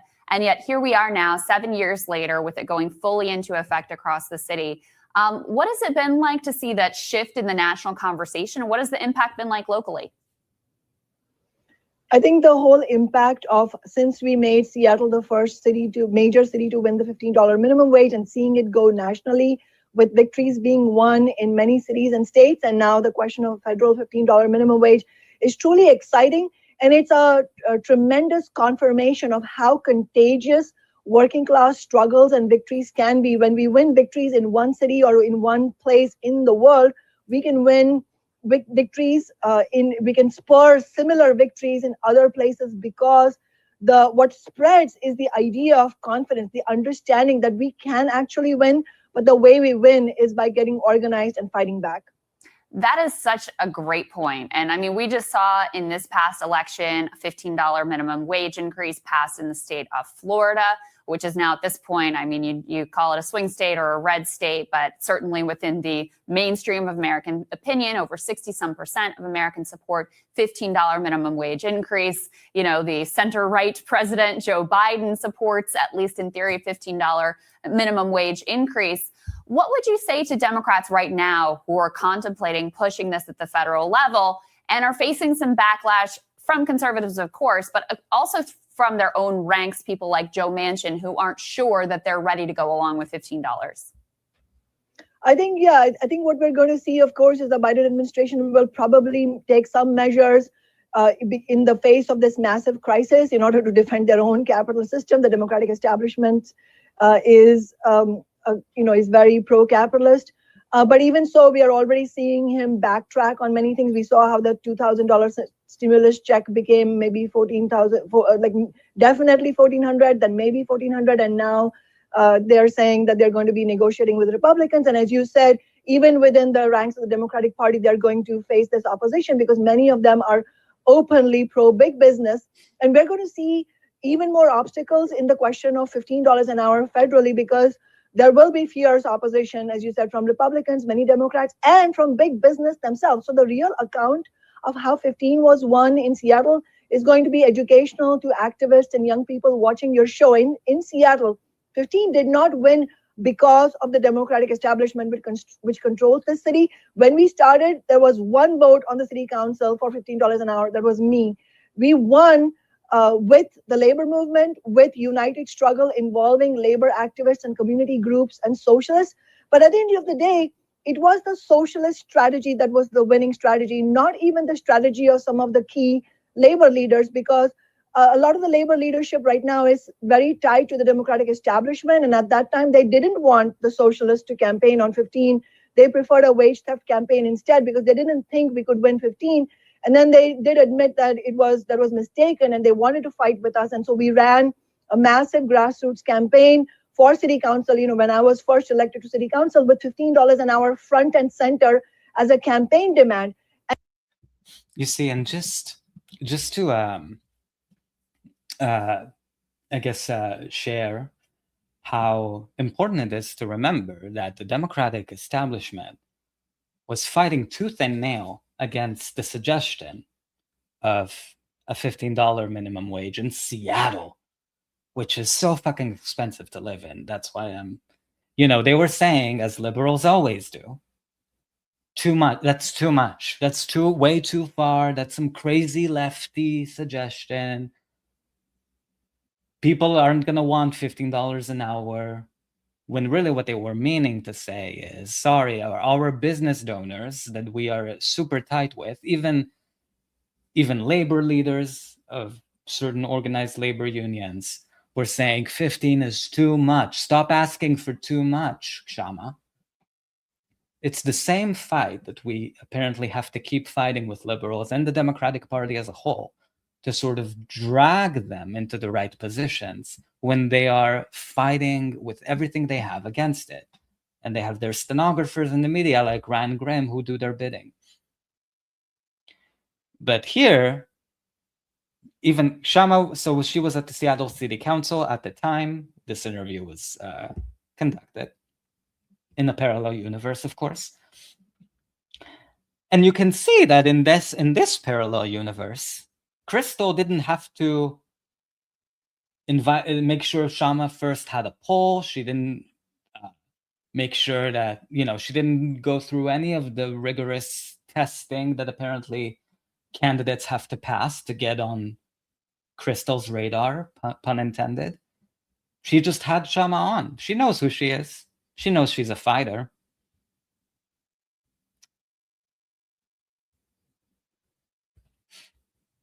She knows. They know each other. So if Crystal were to reach out to Kshama to have an interview, it's not like it wouldn't be newsworthy. It was newsworthy in this instance, in a parallel universe, of course. And that's how we really first put 15 on the map of Seattle, because we forced the establishment to take notice of that. And then a few weeks after I was elected, my office, alongside some left labor unions and community organizations, we launched the 15 Now grassroots movement. We organized mass or action conferences, rallies, marches. We took to the streets. And most importantly, 15 Now used the tactic of a ballot initiative threat, meaning a credible threat that we will go directly to the voters if the city council Democratic establishment did not act right away and pass $15 an hour. And in fact, big business openly acknowledged later that it was the 15 Now ballot initiative that finally forced them to concede. And that was the real threat that they. So you see, for Kshama and her organization, it wasn't good enough to hear that, to say sort of, because this is what I'm drawing a parallel here to Adam Smith, and how he was saying, well, but I voted against the bill, but I'm not going to actually fight for other people to vote against it. I'm going to vote against it because I disagree, and I disagree so strongly that I'm not going to persuade any other members to also vote against it. So if it passes, it's not my fault, but blah, blah, blah. So Kshama, to pass the $15 minimum wage, was facing resistance from Democrats. It's Seattle, so all of the elected officials are from the Democratic Party, at least in the city council, or non-affiliated with the party, actually, I think. I think for city council, they're not officially affiliated with any party. I could be wrong on that. Let me know. Let me know in the chat. You guys are smarter than me. But she faced resistance, and instead of throwing up her hands and saying, okay, I guess I tried. I can tell people I tried really hard, and then they just told me no on 15, and it has to be 12. Sorry, too much. You're asking for too much. We're going to put the foot down. We're going to tell you no. And she said, well, guess what, fuckfaces? If you say no, if you don't pass $15 minimum wage with built-in, I should say, it wasn't just 15 stagnant. It was built in that it would grow over time based on the cost of living analysis. It was built into the law, so it's actually at more than $20 an hour now, thanks to Kshama and the work of all the organizers in Seattle. She said, we're going to pass a ballot initiative.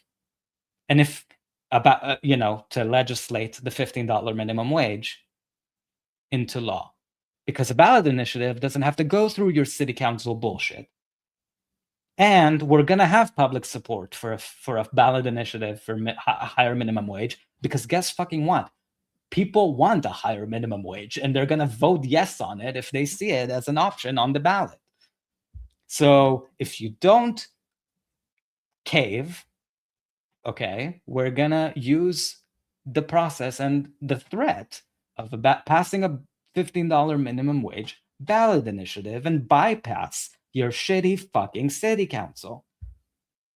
This is what's called playing hardball. And she did it. They did it. They did it. The people of Seattle did it. And the Democratic Party that told Kshama no caved. So this is someone who was fighting to the end to make sure that her objectives were met, whereas Adam Smith doesn't mind letting terrible pieces of legislation pass as long as he gets to vote no on them symbolically. What kind of a fighter do you want representing your district? Just putting it out there. Faced. It's so important to hear those details of how you actually were able to use political leverage to force the change ultimately to happen. Did you see I totally agree, Crystal. From this alternate universe I got to visit today, very briefly. I'm so tired from all the travel. But such a good point. Such a good point. Thank you for letting me show this clip to my universe, where Crystal apparently forgot that Kshama Sawant existed. But I agree with everything you just said. backlash once this was ultimately implemented? And I just have to remind people, like, it feels very mainstream now. And also, just to point out, this is so silly, but like the Crystal in that alternate universe also used the word ultimately quite a few times. So there's a coherence to the Crystal from the alternate universe I visited and the Crystal that we have. They are made, they're not the same. They're not the same. But they are made of the same stuff, if that makes sense. Anyway, that was just... This was painted as some crazy, utopian, disastrous idea at the time. So respond also to, what was the backlash, and have you seen the catastrophic consequences that the naysayers predicted?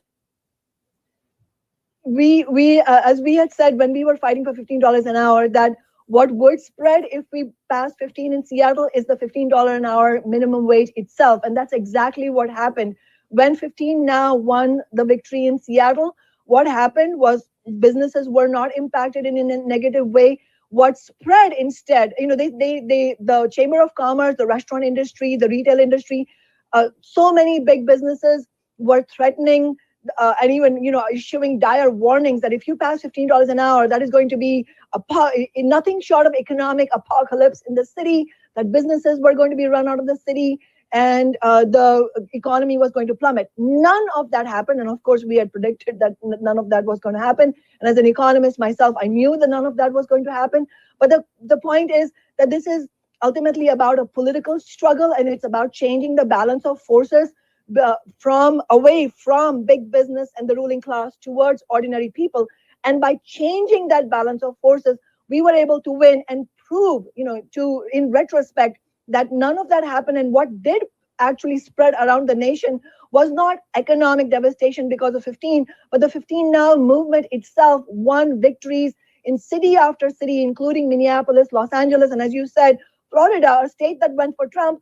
Those voters themselves voted for $15 an hour. And I know ultimately when big business says, oh, it's going to be bad for the economy, what they mean is it's going to be bad for the bottom line of the richest people in our society. And what they fear the most is the example of successful movements. They don't want that to spread. And in fact, just to give you another example, last summer, our Tax Amazon movement won the Amazon tax to tax big businesses to fund social housing and Green New Deal programs. right now we are under threat. The Democrats themselves are threatening at the state level to repeal it or to limit it in some way or phase it out. Are you hearing this? The Democrats are threatening to repeal the Amazon tax. And of course, they also tried to recall Kshama Sawant. They did not succeed. No wonder that she's chosen to not run as a fucking Democrat. And is this really the only? I'm trying to think. Maybe I need to travel to another alternate universe. But is the reason why Crystal and Ryan not having Kshama on? Is it really that she's just running as an independent? Like, if she ran as a Democrat in the primary, would they cover her?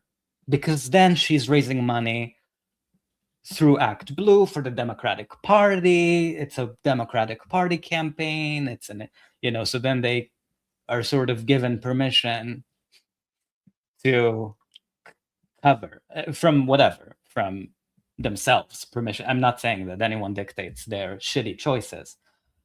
I'm just wondering what it is about Kshama specifically, because it's not the fact that she's an unproven, untested politician. She's been a politician for many years. They have interviewed a lot of people with no experience running as candidates. So is it really just that she's not part of the Democratic Party grift? Is that what that is? Is it because Kshama has been very outspoken about the failures of the squad and failures of people and elected representatives like AOC? Are they afraid that if they interview Kshama Sawant, that they'll be on a shit list or hurt AOC's feelings? In the case of Ryan Grimm, who he cannot do anything that would dishonor the great reputation of his beautiful little princess. So I think I guess it doesn't matter either way. I'd have to travel to that alternate universe to see for myself. But my guess is that there's a reason Kshama has decided to not run as a Democrat, and it makes total sense. They have been nothing but assholes to her and her goals and her objectives and her constituents. And I think also in terms of people and voters and non-voters, people hate the Democratic Party. It's an asset to run against the Democratic Party if you're a leftist, even if you're doing it from outside the party, which I think is more principled. Harder, for sure, but she's trying. Let's see, I'll go back here. From the right and left trousers. I can't tell if I feel 10 years younger or 20 years older watching this now. I feel both. I feel younger and older. That's the beauty of the time-space reality. Woo, woo, woo. Who knows? You know what did Albert Einstein said? That time is an illusion. It's not real. And I mean, I can tell you that traveling through it is actually very fast. Very convenient too, because time travel is like actually nationalized by the universe. So there isn't like private companies competing and downgrading services or getting you less and less leg room when you travel from one universe to another. They let you bring all the luggage you want also. Like there's no limit.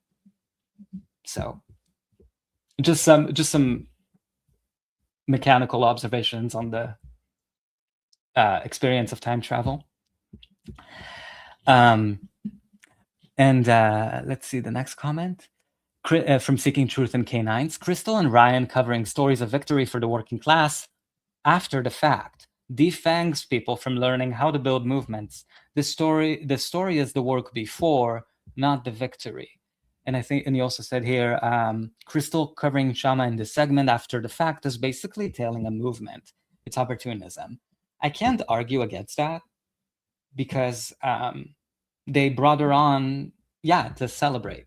And instead of bringing her on before it was a for sure done deal that she was going to win a fight against the Democratic Party.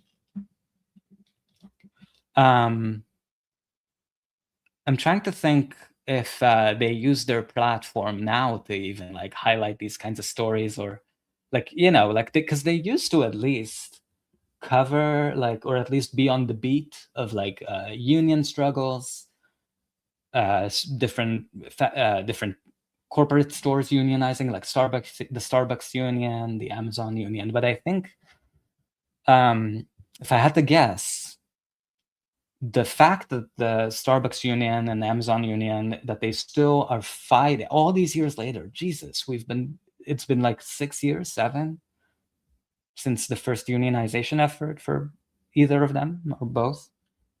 And the fact that they still don't have a contract, it's demoralizing as fuck for these employees. I mean, the entire legal system is against them from actually having the ability to receive a fair contract and a fair wage. And how it's upsetting how corporations get away with that, basically like run away from the bargaining table and basically try to wait employees out and say, oh, we're just gonna stall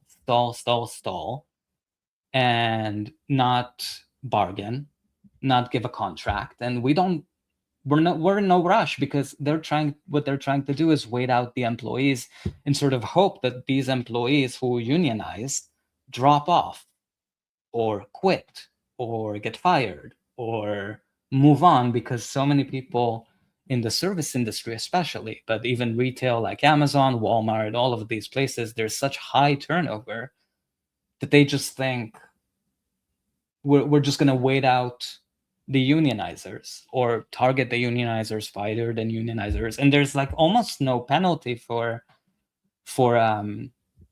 these corporations to refuse to bargain in good faith, because what are people going to do? Like they can fine them, but they're so big, they don't give a shit about fines. It's such an uphill battle. So I think that's why a lot of like lefty shows or independent shows, all the quotes, I think that's why maybe some of them have stopped covering union struggles. I could be wrong on that, but yeah, I think joining in the celebration parade after a victory has already happened. I agree. It's not helpful, at the very least, right? Lawsuits after lawsuits are going to be filed by the Chamber of Commerce. We had similar lawsuits against $15 an hour filed by the Chamber of Commerce. None of them succeeded, but this is the kind of wearing down process that the capitalist class, that the billionaires use to discourage movement from building and fighting and winning. And then finally, what's your response to Joe Manchin, who would say, sure, $15 in Seattle, it's an expensive city, maybe that works for them, but it won't work here in West Virginia? Just briefly on Joe Manchin, for anyone who didn't know, Joe Manchin, friend of the show, he actually was did you know that Joe Manchin was a co-sponsor of the PRO Act, which was legislation the Democrats said they wanted to deliver on if they got back the majorities in 2020, which they did. Biden won. Biden ran on passing the PRO Act. Joe Manchin, friend of the show and rotating villain, was a co-sponsor of the PRO Act. And guess which bill didn't even get a vote on the floor? Didn't even make it to the floor to be voted yes or no on. Which bill didn't even... The bill that the rotating villain himself campaigned on as supporting, the PRO Act. And Bernie, with all the leverage he had supposedly over the Biden administration, couldn't even convince them to have a floor vote on something as simple and as a non-brainer for the Democratic Party base, which is mostly a lot of unions and a lot of union rank and file members who are Democrat or who are Democratic Party members or worked with Democratic Party representatives, campaigned for Democratic Party candidates. You love unions, right, Democratic Party? Why not even have a floor vote on the PRO Act? Because they didn't want to pass it. They wanted to campaign on it. but not even passing, not even fight to put it on the floor. Do what Adam Smith is doing, saying, "Oh, I'm gonna vote no, but I'm not gonna fight the legislation, but I'm not gonna." This is why you can't trust the Democratic Party. You really cannot. They promised Roe v. Wade, codify that. We didn't get that. They promised a $15 minimum wage. That was a big deal for Biden to promise. They found a way to not have that happen. They always find a way. They always find a way to fuck you over. What would your response to him be? Well, I would ask him to talk to actual workers, rank and file on the ground, ask them how it's working out for them with the current minimum wage. And do they think $15 an hour is outlandish or crazy? And ultimately, my message would be to the workers and ordinary people and union members in West Virginia. I mean, look at the tremendous historic victory that the teachers won in West Virginia just a few years ago. They won that by using a rank and file grassroots strategy. In fact, the rank and file leaders rejected the compromise negotiation that the top union leaders made with the politicians in West Virginia, and that's how they kept on their strike, and that's how they won. And I think that is the most encouraging message of all, and that is how we are going to win 15 federally. And absolutely, workers in West Virginia, workers all across America deserve not only 15, they deserve Medicare for all, a genuine Green New Deal program to address the climate catastrophe. We deserve a different kind of society altogether. So well said, and such an important point that the way that you won in Seattle when this was seen as completely impossible wasn't by appealing to the politicians, but by forcing pressure from the grassroots up. It's so great to have you, Councilwoman. Thank you so much. Thank you so much for having me. Isn't that lovely, seeing both of them interact in this manner? Isn't that lovely? Hear about the victory of the $15 minimum wage. Crystal loved it. I loved it. Kshama loved it. Look at her smile. I've never seen Kshama smile. Except after maybe insulting Ryan Grimm a little bit. But look at that. Isn't that great to know? That at least on a parallel universe, Crystal remembers who Kshama Sawant is and how she fights for working people. I don't know. I just thought it would inspire maybe the Crystal of our universe to have Kshama on.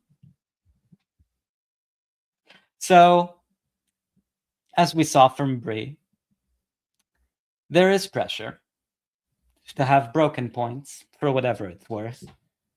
Interview Kshama Sawant. Honestly, even if just for the drama. At this point, they'll get people tuning in. Honestly, I would only tune in, I think, if Ryan was the one interviewing Kshama Sawant. Because I would want that to be very spicy. I want, you know, I'm a messy bitch. What can I say? From the right and left trousers here, which made me laugh earlier. So I'm sorry. Base energy equivalence equation by way of Ryan Grimm. Ready for this? Wait, can I highlight it? Can I show it on the screen? I don't know how to do that. Base energy equivalence equation by way of Ryan Grimm. E equals AOC squared. And the squared are Ryan Grimm's glasses, which might be fake. I mean, honestly, he's such a liar, I wouldn't be surprised if he even lies about his eyesight. So, here's what Ryan Grimm, what he had to say in reaction to people like Bree saying, hey, why not have Kshama Sawant on? Broken points. Why not interview her? Why not even mention her name when you're interviewing her primary opponent, Adam Smith? He, he came up with he workshopped an answer, so-called answer. He wrote something down. Was it persuasive? No, nothing he says is ever persuasive, but that never stopped him before. From the right and left trousers here. Eyesight 2020, still no vision. Hashtag no vision 2028. That is Ryan Grim, and it is the Democratic Party. Here's what he said. Ready for this? I told her campaign to show me some polling or any evidence at all. Anything to show that she wasn't going to get blown out by 50 points. She has raised like 400K, I'm told, and you can do a poll for a few thousand. The refusal to do what all other candidates do to demonstrate that their campaign is remotely serious is unusual. And I don't want to be responsible for people spending hard-earned money to a campaign that loses by 50 points. Or just show some polling that she can make the top 2 plausibly. I'm not asking for much.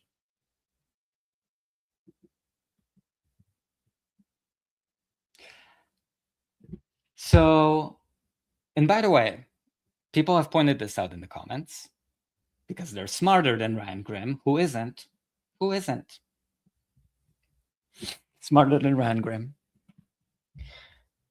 House races don't typically ever do polling. Don't really do polling. Not a strict requirement or anything. Why is he hiding behind her saying, he's throwing the ball. He's doing what Democrats do. When people are asking them, hey, why didn't you pass the $15 minimum wage? Oh, did you hear about this, the parliamentarian, blah, blah, blah, blah, blah. So people are asking, Ryan, you have all sorts of idiots that you interview on a regular basis on your shitty fucking pretend slop of a show. Why not interview Kshama Sawant when she's running as a leftist candidate against Adam Smith? And his answer is, well, she needs to do a poll first, and then I would cover her. He made that up on the spot. Why? Because in Ryan Grim's mind, this is how it works. Are you ready? I'm going to explain to you how a stupid brain like Ryan Grim's works. He's like, I don't want to interview Kshama Sawant. I need an excuse. What am I going to do? Okay. I'm going to say that she hasn't commissioned a poll, and that if a poll showed her in the top 2 for the primary, then she's serious. But there's no way, at least in his mind, right? There's no way that Kshama Sawant, if she commissioned a poll, would be in the top 2, so I'm safe. I can throw that out there as a goalpost, and I know that Kshama Sawant is never, even if she commissioned a poll, she'll never going to be in the top 2. So now I put this barrier for myself, and now I don't have to interview her. So smart. Such a failure of a human being. I truly believe Ryan Grim is a demon, because he keeps lying in ways that are so unpersuasive on so many things. So many things. And people are so ever-loving fucking scared of calling him out. I mean, he was just resting from all the backlash to his rape apologia. But Ryan Grim, for whatever neurological reason, cannot tell the truth to save his life. If he were to tell the truth, he would say something to the effect of, Kshama Sawant insulted me. She hurt my feelings as a straight, white, middle-aged man. And I don't want her to win. She's running against a Democrat. I'm a Democrat. I'm trying to help Democrats. I don't like her. I don't want to interview her. I don't want to give her airtime. I don't want to give her a platform because I'm a sad little person on the inside with a fragile little ego. But he can't say that. So what he is going to say is, oh, I asked her if she commissioned the poll, and they haven't commissioned the poll showing she's in the top 2. So that's why I'm going to say she's unserious, unusual. Mind you, they interviewed, and people put in the comments, they interviewed Zoran Mamdani when he was polling at 1%. How viable was that? He didn't ask Zoran Mamdani to show him a poll first that showed him as a top 2 in the primary. It was a jungle primary. It was a big, it was so many candidates at the time.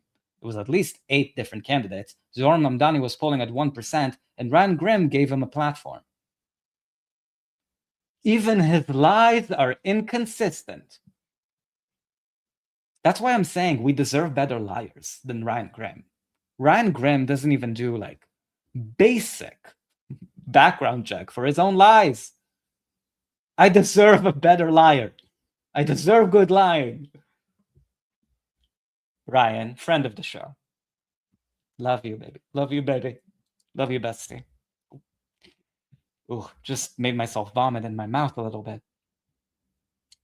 So, why is Ryan Grimm so salty about Kshama Sawant in ways he wouldn't say? What did she say about him? What did she say? What did she say? I have a clip. Are you ready to hear what Kshama Sawant said about Ryan Grimm? I'm ready. I'm so ready. 2020, no vision. 2028, still no vision. Ooh, so Kshama went on this channel back in the day. Again, I told you, you're traveling through time with me in this stream as well.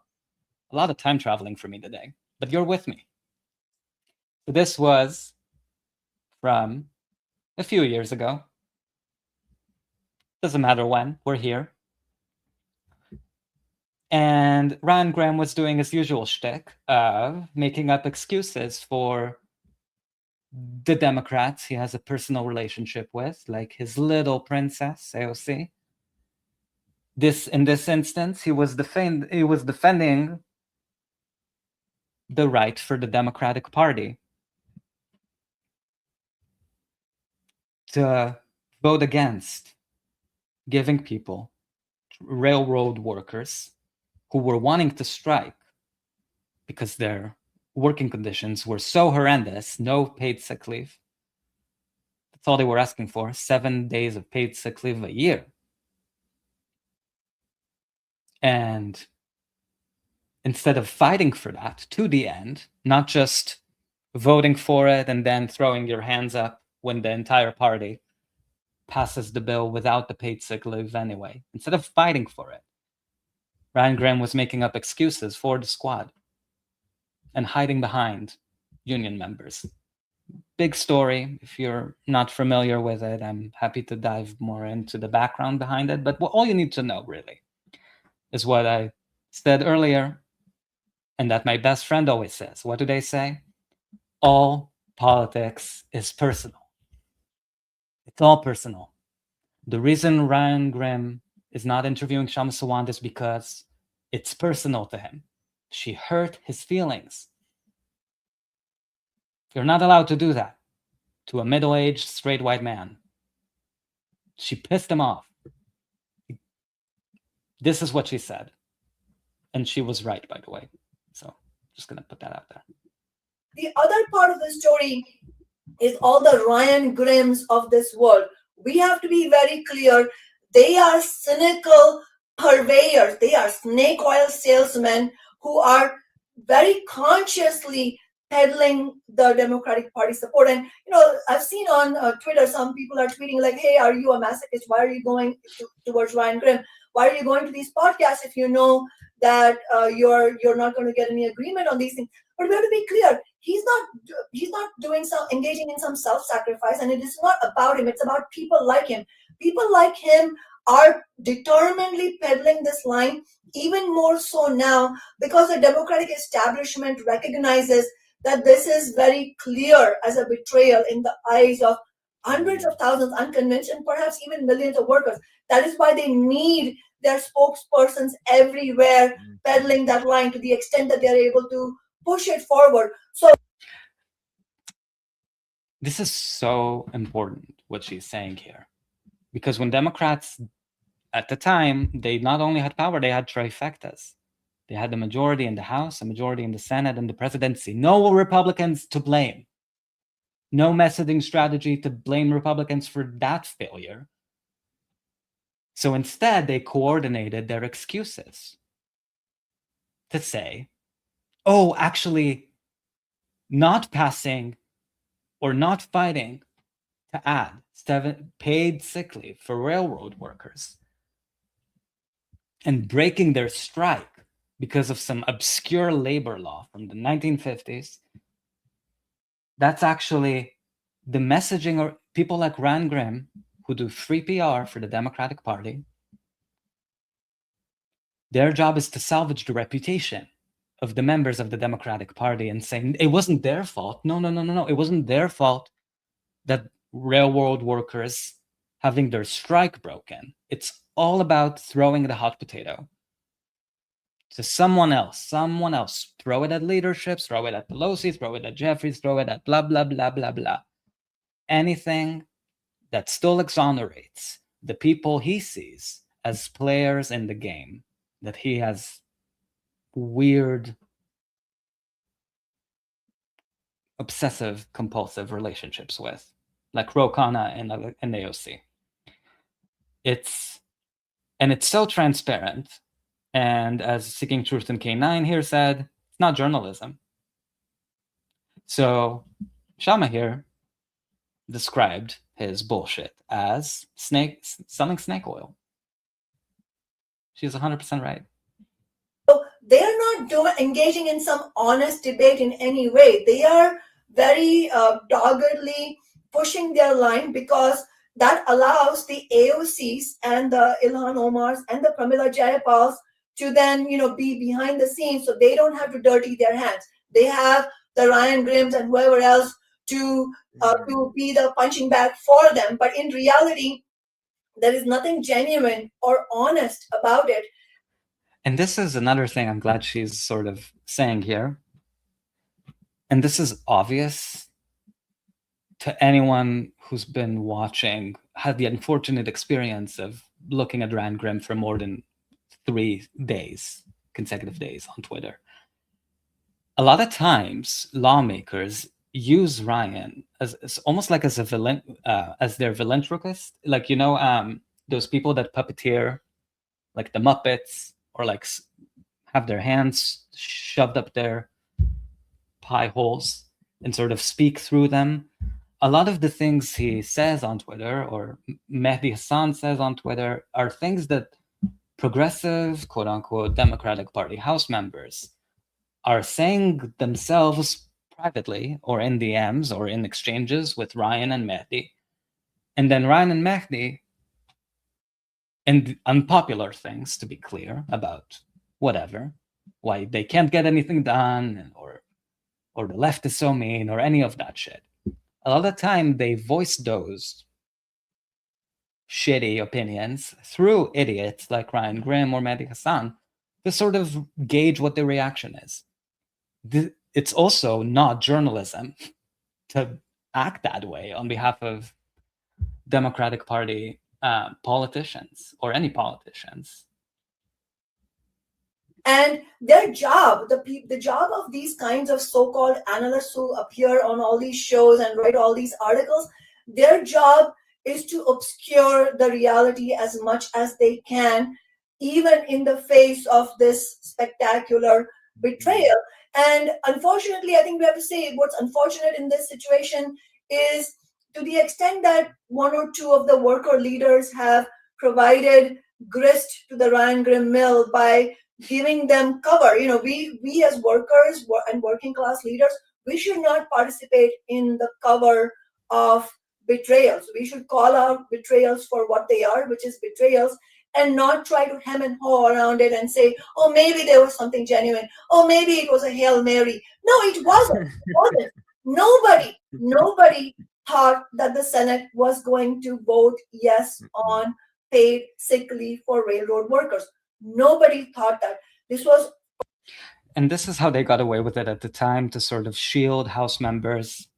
The Senate does it a lot, which is, because House members are up for re-election every 2 years.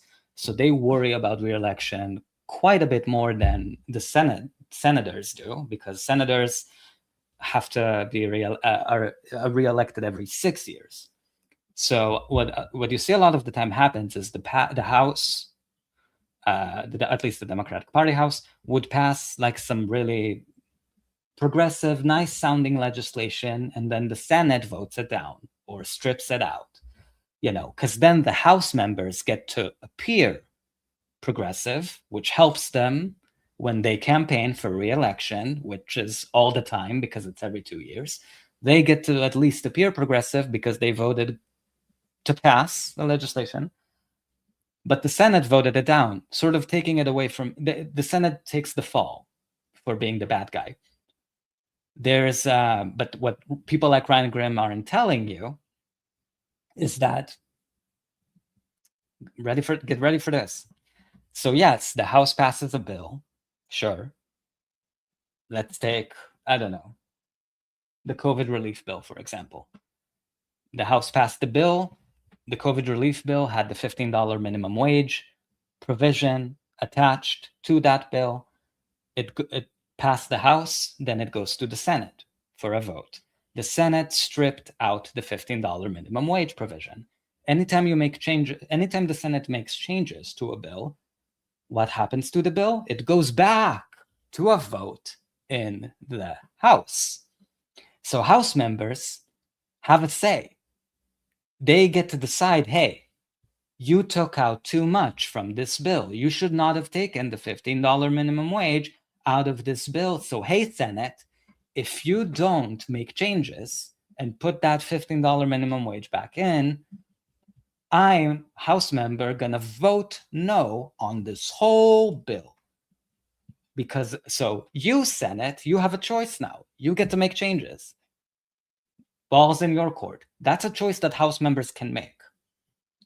House members did not make that choice in this case. They were like, oh, sorry, the Senate took away the 7 days of paid sick leave. Sorry, we can't do anything. We tried so hard. They could play hardball with the Senate if they wanted to. It's frowned upon. You're not supposed to pick fights with the senators.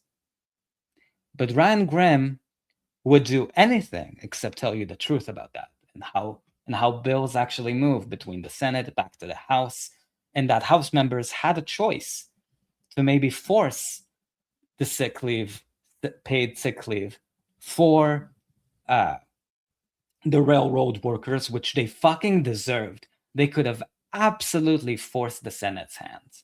Why? Because Democrats had such a narrow majority, especially then. It was only 2 votes, that they had to spare.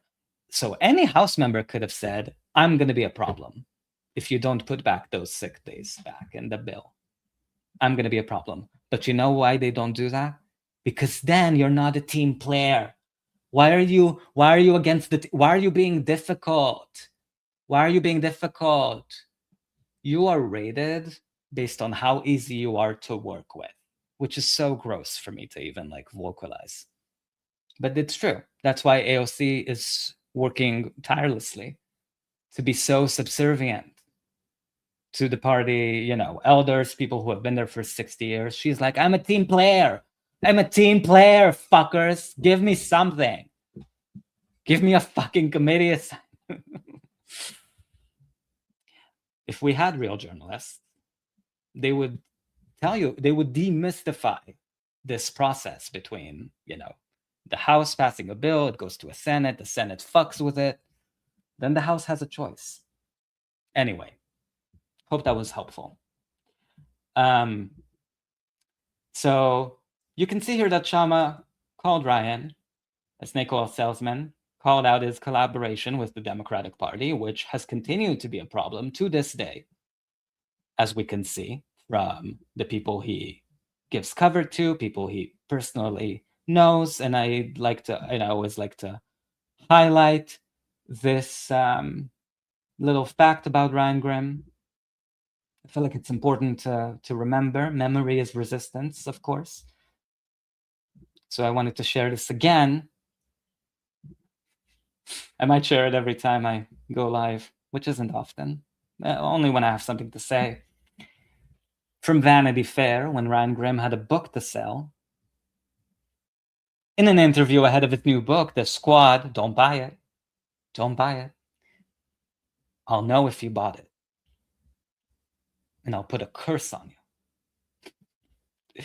The Intercept's Ryan Grimm dishes about his tight relationship with Alexandria Ocasio-Cortez. So not only does he have a tight relationship with someone that Kshama Sawant just eviscerated for being a sellout and voting against a railroad workers' strike, she also called Ryan Grimm a snake oil salesman. That's why Ryan Grimm, it's not some fucking poll. That's not the reason he doesn't want to cover Shimon. It's personal. It's personal because he's a pathetic, middle-aged baby. That's why. That's why. And I hate when people lie. I do. I hate it. That's why I hate Ryan Grimm so much. Like, he truly does it so consistently. It's literally telling people, I think you're stupid. I'm offended. I've been so offended tonight.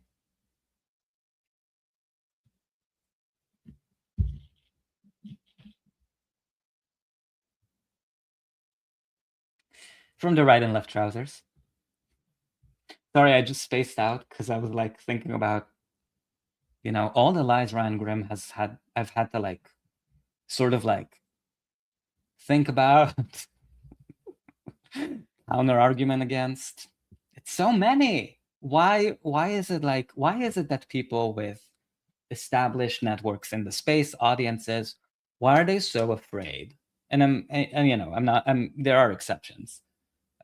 I've named a few here, but why is it that by and large, so many people don't call him out on it? He's so disruptive to the left, like the genuine left. Like he's doing, especially with the Plattner, the Abu Ghraib Plattner gate of all of that stuff. He's doing such a disservice to the Democratic Party if he only understood. Maybe that's his curse, like wanting Democrats to win so badly, but not being able to get out of his own way in terms of like punching left over and over and over again. From the right and left trousers here, sorry. The only thing tighter than my relationship with AOC is my spinster. That's funny. So what more? What more do we have to say? So all politics is personal, right? I've made that case. And I wanted to share a little bit more, I guess, about what I think, if I'm allowed to share, which I believe I do. Why I think Bree sort of used this moment to criticize Ryan and Crystal. I think her criticism are very valid, of course, in every way, about not having Kshama Sawant on. I think she's very clear about why that is, why she thinks there's an inconsistency to Ryan and Crystal there. But I also think that Ryan's behavior has sort of pushed Bree to become more and more critical publicly of his behavior. For example, there's this tweet that I think was really instigatory or inciting on his part. Bree was interviewing some DSA guy that I don't care about. And Ryan said, he begged to move on after 40 minutes and Bree brought up force the vote and he bailed. Will Polymarket let me bet on how long people will still be talking about force the vote? Blah, blah, blah, blah, blah. So you see, Ryan here is, because all politics is personal. Never forget that. Ryan here is still resentful of Force the Vote, which was a movement at the time when Democrats had majorities to force a floor vote on Medicare for all and have people vote on record if they support Medicare for all or if they vote against it. it's very likely that a lot of people who have co-sponsored Medicare for All would have voted against that legislation. And that would have exposed the gap between people who claim to support a bill and run on it, campaign on it, like Diana DeGette in Colorado, who was just ousted by Milat Quiros, Congressmember Quiros, who is endorsed by this channel and neoliberal tears because Congressmember Quiros supports the one-state solution. But even Congressmember Quiros said that it's not enough to be a co-sponsor of a bill. You actually have to fight to put it on the floor. And actually, to be a co-sponsor of the Medicare for All legislation, while taking money from health insurance companies, and then having that legislation somehow, some way, magically never getting a vote, that's how politicians get away with murder. So Ryan Grimm really hates forced vote, right? He's saying, why are people still talking about it? Why are people still talking about it? And he even insulted Bree, his former direct report. Bree has been on the record saying that Ryan Grimm was someone that she looked up to, and he was her boss at The Intercept when she was a writer there, and someone who she looked up to as a mentor. And that somebody is shitting on her, throwing her under the bus, making fun of her on Twitter because he thinks it makes him look good to the liberal peanut gallery. Look, I'm mocking this outsider who hates the Democrats, who criticizes Democrats, who criticizes my baby, Alexandria Ocasio-Cortez. E equals AOC squared. He's shitting on Bree because he wants to impress the nasty pieces of shit in the Democratic Party who also hate Bree. Even though Bree is someone who looked up to him. I could write a whole thesis on the Bree-Ryan relationship, and Bree has been, for many years,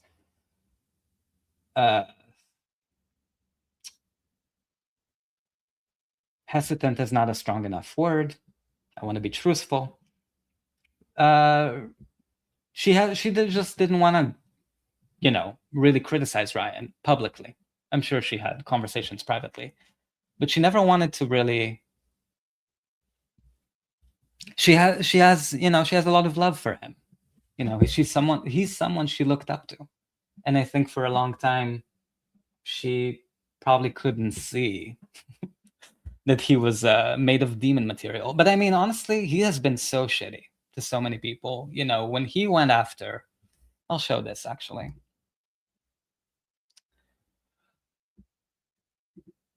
I mean, he called Students for Justice in Palestine students who were protesting Ezra Klein. He called them CIA. Nobody called him out on it. So much shit. And I think it's time that some people stood up to him, for fuck's sake.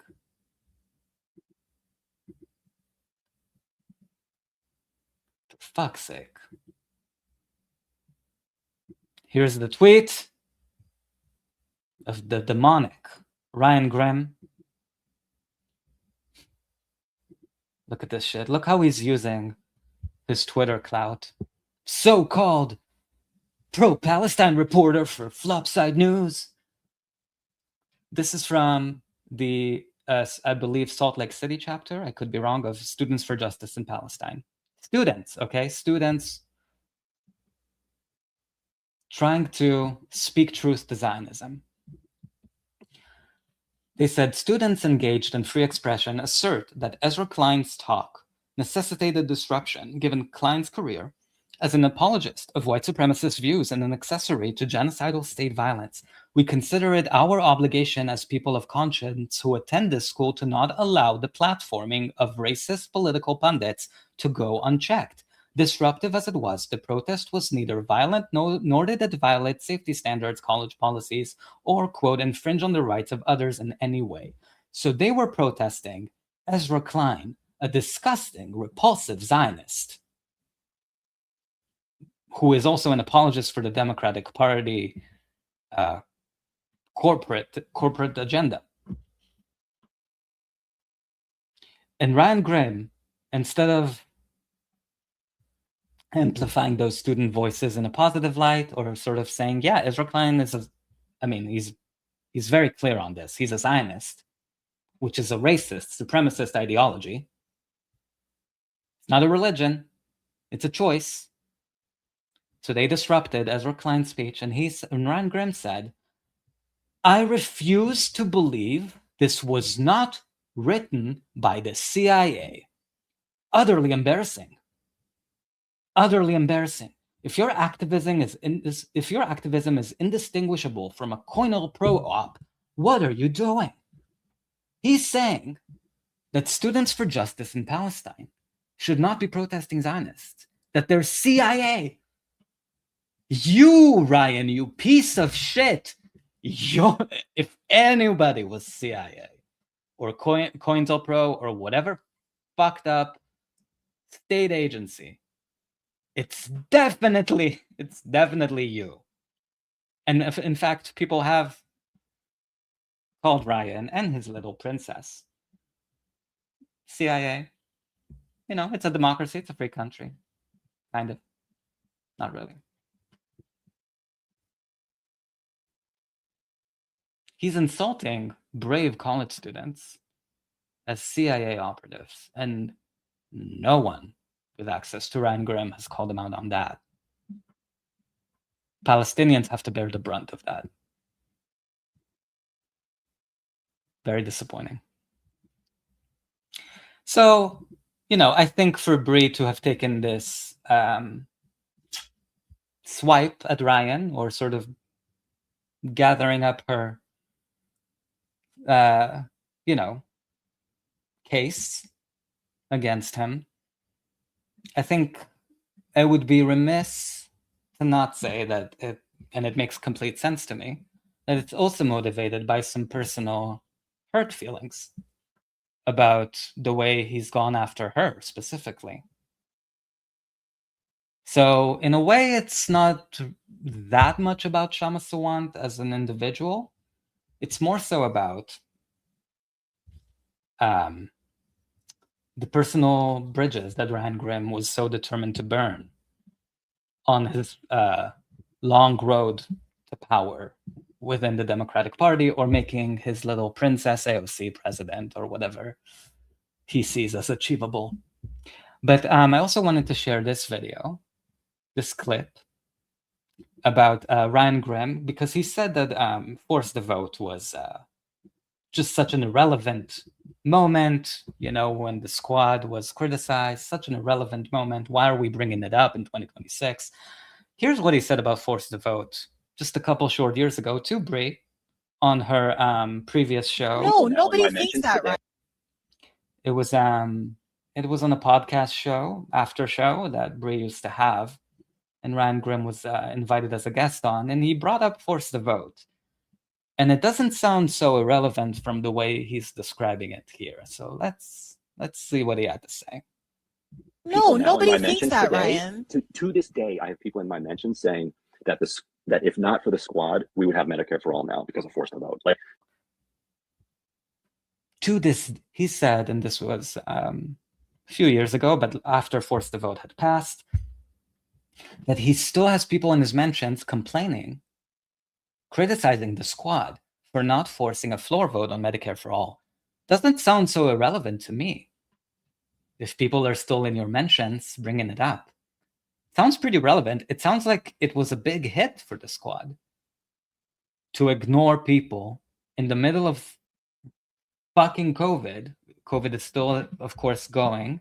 This was peak COVID, when there was still political capital for pushing at least for something like a floor vote on Medicare for all, or a floor vote on a public option, or pick your fucking something.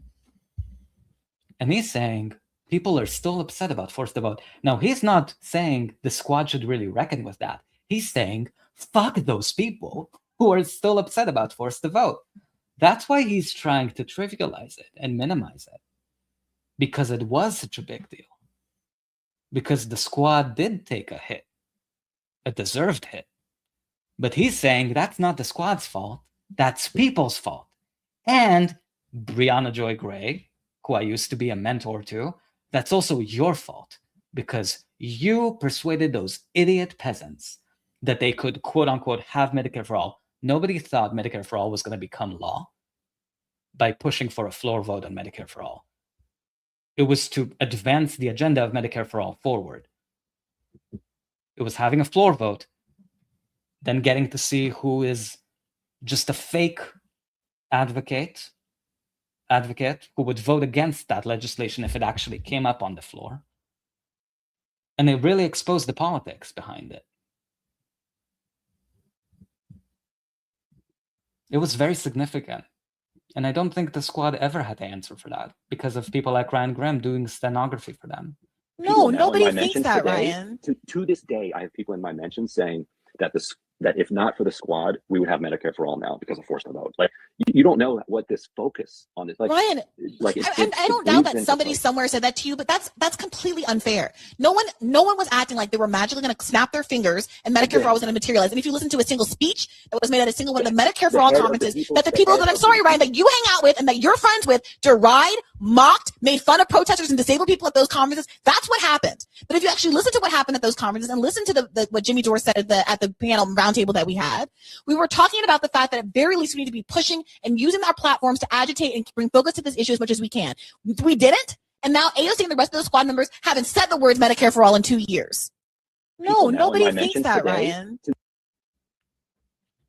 It's true. And I think it also showed people that the squad really could not care less about Medicare for all. That was the moment when people realized, oh, they were just lying about wanting to support Medicare for all, about how urgent this really was. And for people who haven't had healthcare for years or who were betrayed by the healthcare system, realizing that politicians were just lying to their faces about supporting Medicare for all and that they wouldn't actually fight for it, or they would tell them, actually, we don't really have the votes. Oh, sorry. And we're not going to fight to put that bill on the floor. Oh, sorry. That's why I think even though, so there was a forced vote town hall, which members of Congress were invited to, who theoretically supported Medicare for all. And I believe personally, allegedly, no one has to subscribe to this, that people like Ryan Grimm with access to those Congress members told those people, those Congress members, don't go to that town hall. It's going to be an ambush. It's going to be an ambush by people who are not loyal to the Democratic Party, to the cult. Don't go. It's going to make you look bad. We can't make you look bad. Just even a media whore like Ro Khanna would literally show up at your house if you invite him, if there's a camera and you're going to stream on Twitch or YouTube. Ro Khanna is such a media whore that if you invite him anywhere, and you tell him there's a camera, he will be there. And even he didn't show up. I believe it's because disgusting, lying pieces of shit like Ryan Grimm saw forced the vote not as an opportunity to advance the Medicare for all agenda, but as a threat of exposing the elected representatives he has a tight relationship with as pathological liars just like him. And that's why he hated forced the vote, and he hated that he's still getting people in his mentions bringing it up all these years later, because it wasn't irrelevant. It, I think, created a rift with the squad that they have tried to ignore, paper over, pathologize, blame it all on 1% or whatever. But they can't run away from that.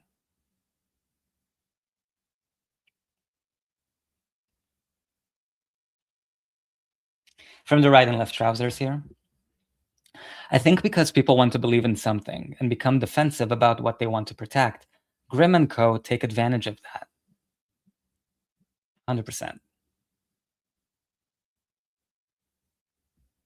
From Fascism Watch here. Yes, indeed. The right and left trousers. No random moves by Grimm. And from Seeking Truth in K9, the glorious days of Colin. So glorious. All right. So I have one last clip. Thank you guys for bearing with me. Oh my God, I'm so happy. I feel like I got all three of you to stick around for like the entire fucking 2 hours and a half. Oh my God, thank you guys. I hope this was useful. Hope you enjoyed it. Oh my God, let me know what you think. Maybe enjoyment in the context of, in the grand scheme of Ryan Grimm, isn't the right word to use. But I wanted to share, I guess, this excuse that Ryan had about why he couldn't interview Kshama Sawant. Just like the Democratic Party, Ryan is tasking himself with coming up with excuses for why he can't do the things that people are asking him to do. You see how patterns always repeat themselves in everything? Once you see it, you can't unsee it. Oh my God, thank you, Fascism Watch. Oh my God, thank you. And let me know also, like, if there's something you want me to cover or talk about. Because sometimes I feel like, do I really want to say something about this? Do I really want to, like with Graham Plattner, I really did not want to talk about it at all. But I also felt like it was important because it was like kind of like a broad bullshit thing that the left was, dealing with. So I had something to say about it. But anyway, if you have any ideas for things I should talk about, sometimes I talk myself out of talking. Here's another Ryan Grimm excuse to end us on a positive note. Amy Sinise, who asks, there's a big call on the left for media outlets like Breaking Points to interview Kshama Sawant, I'm sorry if I don't know if that's how I say her name, about her independent run for Congress against Adam Smith, one of the architects of the attempt to merge the Israeli military with the U.S. military. I think you all should interview her. It would be weird to only interview Democratic candidates running against these incumbents backed by the Israeli lobby. As a leftist in Michigan, I've largely abandoned the Democratic Party except for a very few local candidates like Abdul, who I'm willing to vote for, but ultimately do not trust to be better than AOC. It would also be nice to hear from people like Brianna Joy Gray on some of these electoral issues. She offers a left's perspective that Crystal and Ryan don't often get into. I can't believe they read that comment out loud. Oh my God. Ryan Grimm's blood pressure is already, pun intended, rising. Da da da da da da da da. Blood pressure. Blood pressure. That's why we need Medicare for all, Ryan. That's why you should have fought for that, you piece of shit. Bonds. Yeah, so on Kshama Sawant, so the way that we think about... Emily is almost smiling here. She's like, oh. You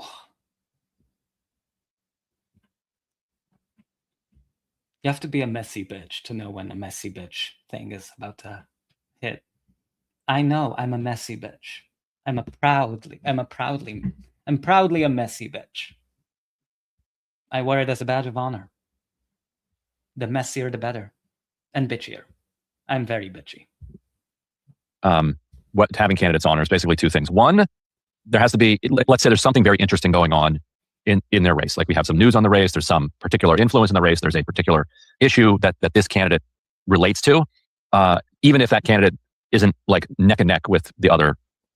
Look at him trying to be a politician. Ryan, no one's ever going to vote for you. You're not a politician. I think as bad as Adam Smith was at lying, Ryan, you're worse. You're even worse. You're not that important. Answer the fucking question. Why aren't you having Kshama Sawant on?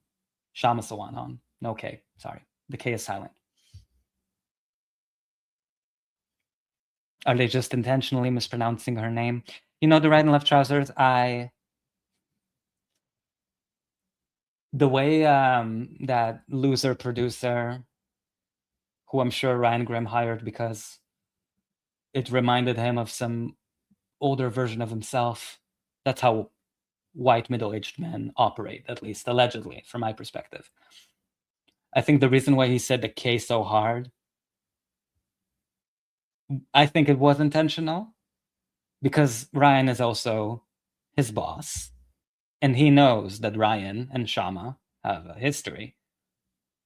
So he doesn't want to appear to be saying anything in favor of his boss's number one, someone who called his boss a snake oil salesman, right? But I've also struggled myself in this stream to pronounce Kshama's name correctly. So I'm going to give this producer, this loser producer, who looks like a Ryan Graham mini-me, I'm going to give him grace. This once, and never again. Hashtag never again. Opponent with their opponent. Like that could be a reason to get onto to do an interview with someone who we don't necessarily think even has a shot of winning, but they're very interesting and newsworthy in their own right. And then the second is if they have a realistic shot of winning and represent some newsworthy kind of movement in our politics. And we're happy to have people from all spectrums like on. It's not just the lefties or not just the MAGA types. Happy to have the establishment folks on to like go back and forth with them and pressure test their own arguments. So those are the kind of the two buckets that they fit into. Sawant doesn't quite fit the first one. You could cover Adam Smith and his role in fusing the military without needing to talk to the opponent, and maybe fits into the second, but we would need some evidence of it. I was actually talking to Savvy Sabs just about this yesterday, and I was asking her. She was saying,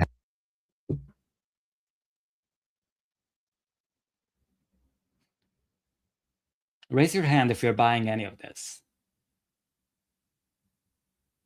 Raise your hand if you feel like Ryan is pulling a trick on you to make you fall asleep and exhaust you.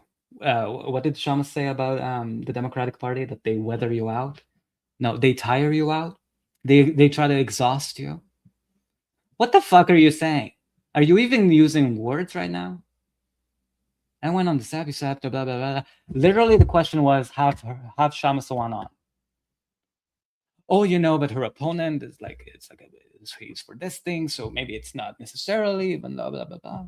Even though she might not have necessarily a chance at winning at all, had to throw that in there. Oh my God. Oh my God. Why does he love filibustering when he's so bad at it? You're supposed to like things you're good at. Maybe Ryan Graham just needs a hobby that is far, far, far away from leftists and the Democratic Party in general. But he's obsessed with the Democratic Party and AOC. So I don't see that happening. But I genuinely believe if we had like a treatment plan or a Medicare for All treatment plan under Medicare for All, fully covered, he needs a hobby. He needs a hobby that has nothing to do with the left, where he can do no damage. And away from a camera. Because I've heard enough of his bullshit lies. I refuse to give them any more attention than I must. Why don't you guys have Kshama Sawant on? And I was like, do you have any, like... Oh my God, I have to read this. From the right and left trousers. I see now Griffin, Emily, and Grimm are 3 Ks lined up in a row from Seeking Truth and K9s. He and AOC went to the same verbal culinary school. Culinary school of word salads. You can make a chopped word salad. You can make a tossed word salad. This is very chopped. Chopped because Ryan Graham is chopped. You're chopped.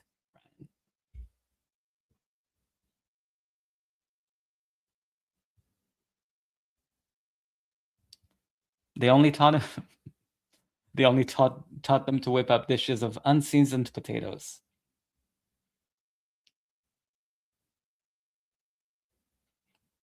Fully the blandest white rice you can find. With boiled white chicken, no seasoning, no salt, no pepper. Do you have any evidence that this is a real race? Because what we don't want to do is... So now you have to have evidence that it's a real race. You see, it's not that Kshama called out Ryan Graham for being a snake oil salesman. That's not why. She just hasn't submitted her evidence.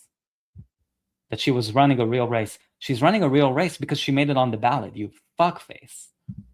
It's a real race. But what he's trying to do is delegitimize the race, delegitimize Kshama, and use it as an excuse to not give her a platform, because broken points get many more views. And this is why people were pushing for Kshama to be on broken points, is because of some algorithmic reason, or some help from a state agency, I don't know, for some fucking reason. Maybe it's the incendiary YouTube titles, which I hate so much. All of them are doing it, so it's not just broken points. But people knew that Kshama would get much more exposure, maybe 100,000 views, from doing a segment on broken points versus doing a segment on some other lefty show. That's why people were bringing that up. And Ryan knows that. And Ryan is like, I don't want to give someone who called me a snake oil salesman, I don't want to give her the platform. I don't want to give her the views. Even if she's a leftist, my personal hurt feelings for her insulting me and my little princess AOC, that transcends whatever contributions she's going to make as a Congress member. Ryan Grimm is not a leftist. He never said he was. And if he did, I'll be there to set the record straight. Or gay. But you see how he's trying to like make it up on the spot. All of these excuses, all of these barriers. It's just what the Democratic Party does to justify doing absolutely nothing for people. Patterns always repeat themselves. I really stand by that. And what's the other catchphrase? All politics is personal. It's all fucking personal. Just say that, Ryan. Just be honest. Tell our audience, this is a serious candidate who is in this election. And then election day comes and they get 7% of the vote. Because then the audience is like, you guys have no idea what you're talking about. Next time you tell me that this is a serious challenge. Ryan Grimm and Broken Points and Crystal Ball interviewed racist witch Marianne Williamson multiple times. A lot of times. Ryan Grimm wrote a whole fucking article about Marianne Williamson. Do you know how many percentage of the vote she got? It wasn't 7. It wasn't 5. It wasn't 4. It was less than 1% in the primary. So why did she deserve all this coverage? But Kshama Sawant has to poll above 7% for you to consider her. Your lies aren't even coherent.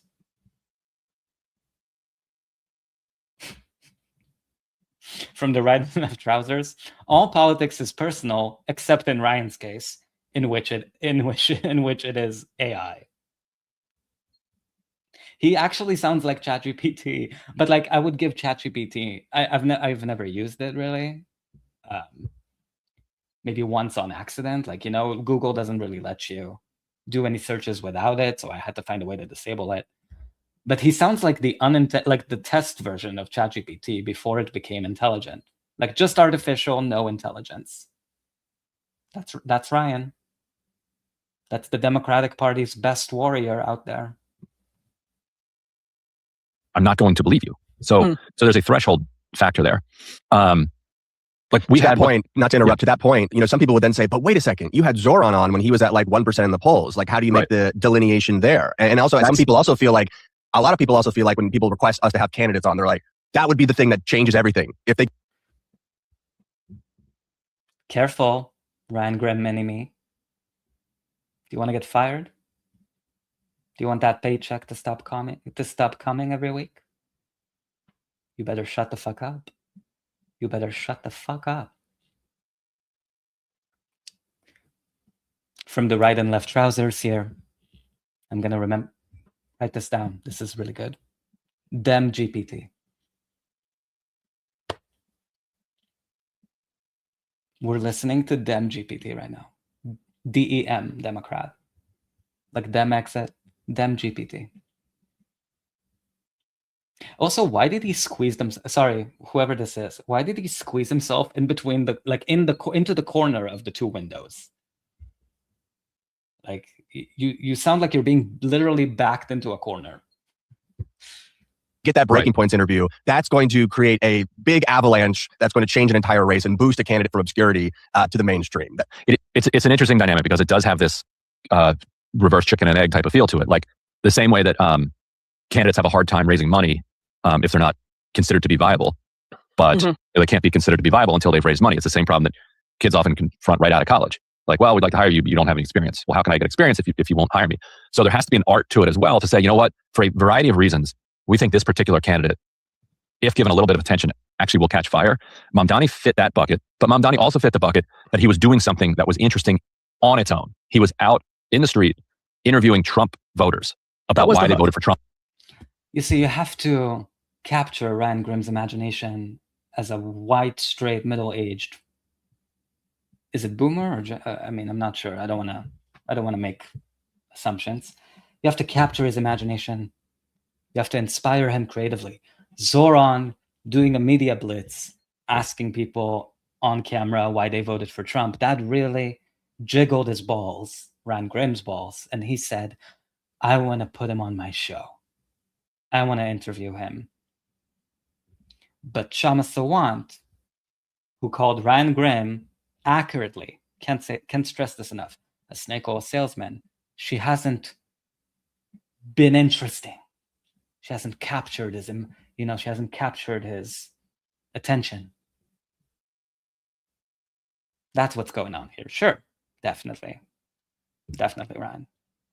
In New York. That was the hook, right? And he was incorporating that into his message. So even if he flamed out.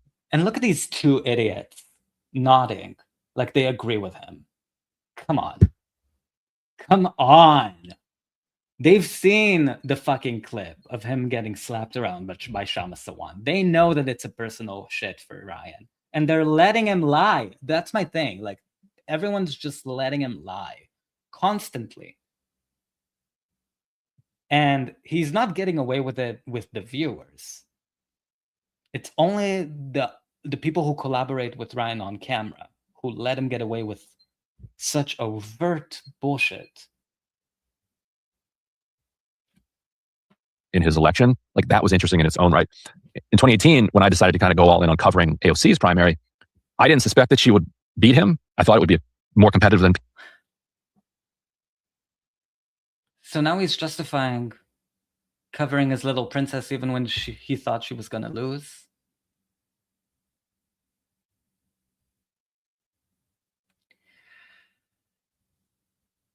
So it's that he thinks Kshama is going to lose. That's why he's not having her on. But also she hasn't been interesting like Zoran Mamdani or captured the media, went viral on Twitter.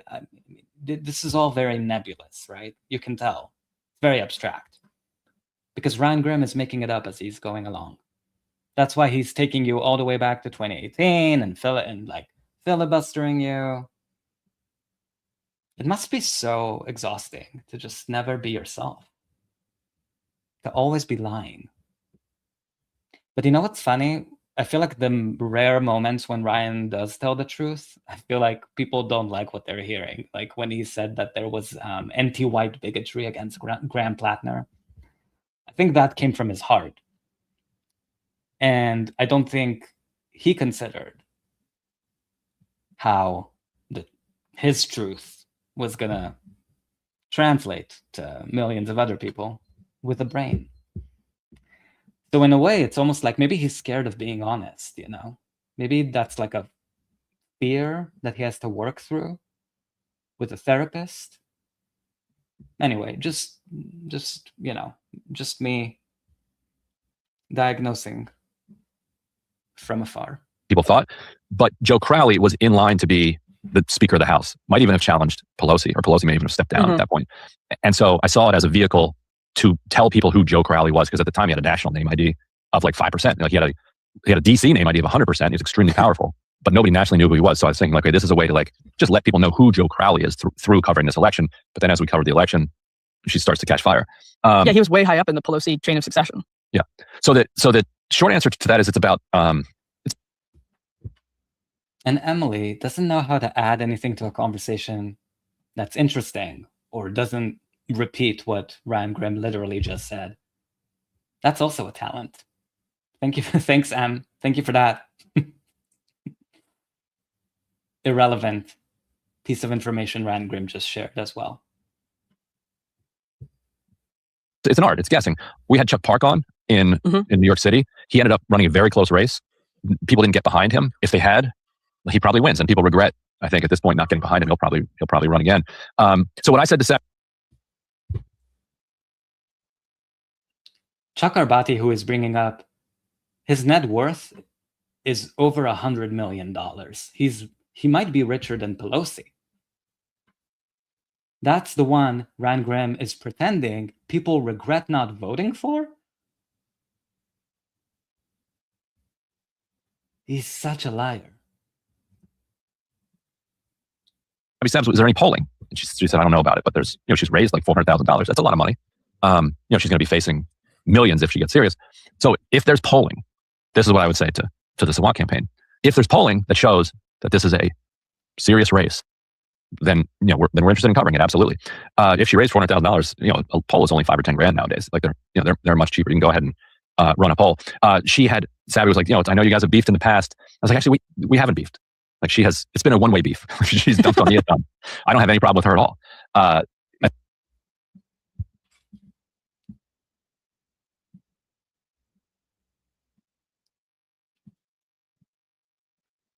So bad at it. That's fine. That's also not how it's okay to. We would still have them on if they absolutely if they have beef. The whole world at some point or other has dumped on me.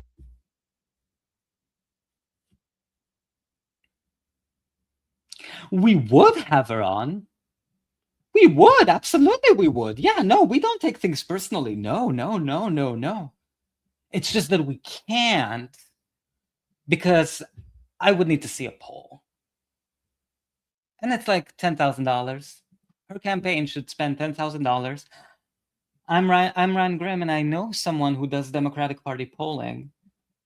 Give him a $10,000 contract from the Kshama Sawant campaign, and then maybe I'll give you an interview. Is that what he's saying? I don't know. I don't know what he's saying. Because he's lying.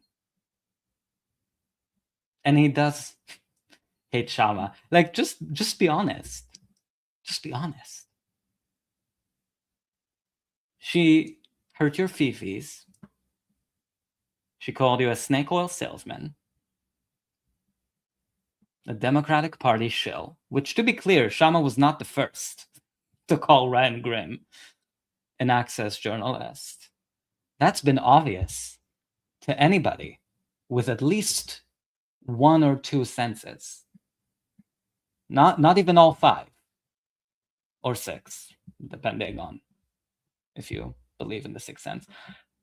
Anybody with either a pair of eyes or a pair of ears is able to tell Ryan Grimm that you're a Democratic Party stenographer and you're a bad one.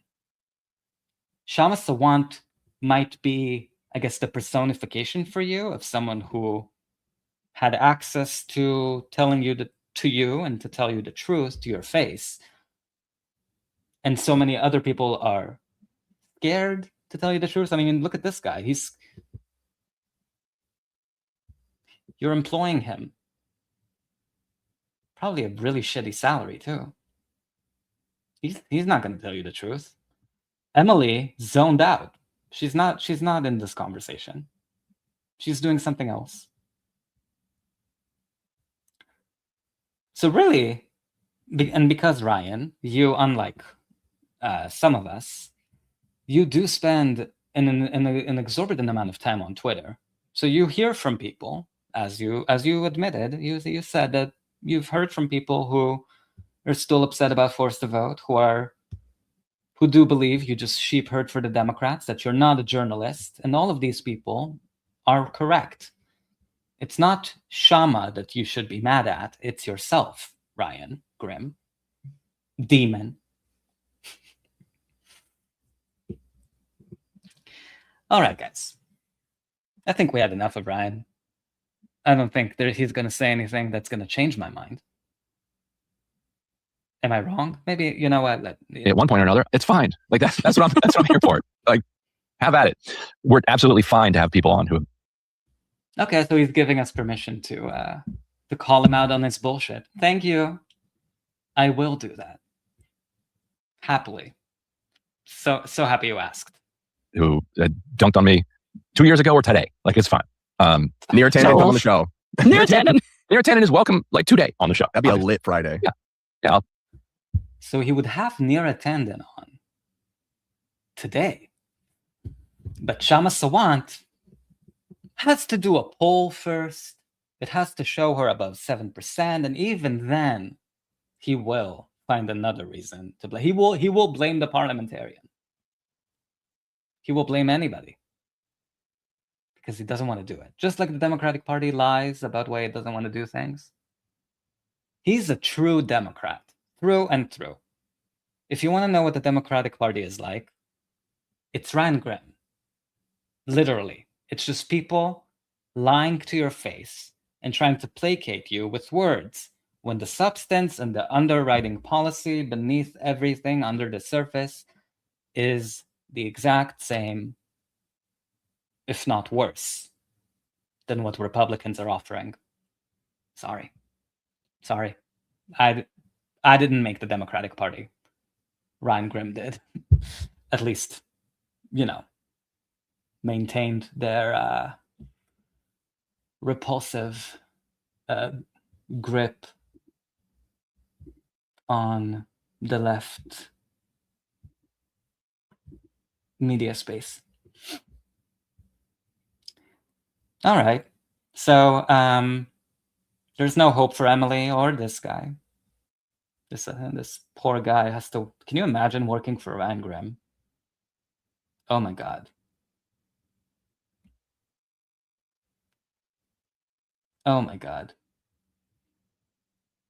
Because his ego is so... I've worked for some people like that where their ego is so fragile. And they actually tend to be the most emotionally reactive. And you wouldn't think that just from like a superficial look at Ryan Grimm. But he gets angry. He does. He takes things personal. And Kshama got under his skin. And not even just Kshama, but the fact that the entire internet was on Shama's side and no one was really on Ryan's side, I think that hurt him personally. It should have. He's a terrible demon. But I think that's part of the context to understand why he's making up all of these obstacles for why Broken Points couldn't possibly have Kshama Sawant on.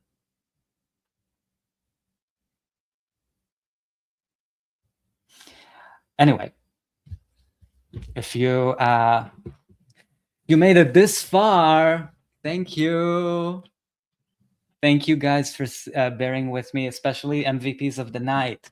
Fascism Watch, The Right and Left Trousers, Seeking Truth in K9, and one mysterious fourth person who may or may not be Ryan Grimm. Just kidding. No, really, guys, in the chat, all of you, I appreciate you very, very, very, very much and the only reason why I lasted this long is because you were along for the ride. When it's just me, I don't have the energy to keep going. I have to have a poll first that shows that 7% of people will like it before I do a stream. Just kidding. I was trying to lie on the spot, you see? I think I did a better job than Ryan, but you could too. You could too. So take inspiration from today's stream that if you want to be a pathological liar, it's so easy because look how bad Ryan Grimm is doing it. You can be better. Thank you, guys. Thank you for being in the chat. If you're watching this later, thank you. I would love for all of you to let me know what you think. Give me feedback. I genuinely welcome feedback on things I should improve, could improve, when I should go live, when shouldn't I go live, what shouldn't I have talked about, what did I talk about for too long? I'd love to know. This channel is not monetized. This channel will never be monetized.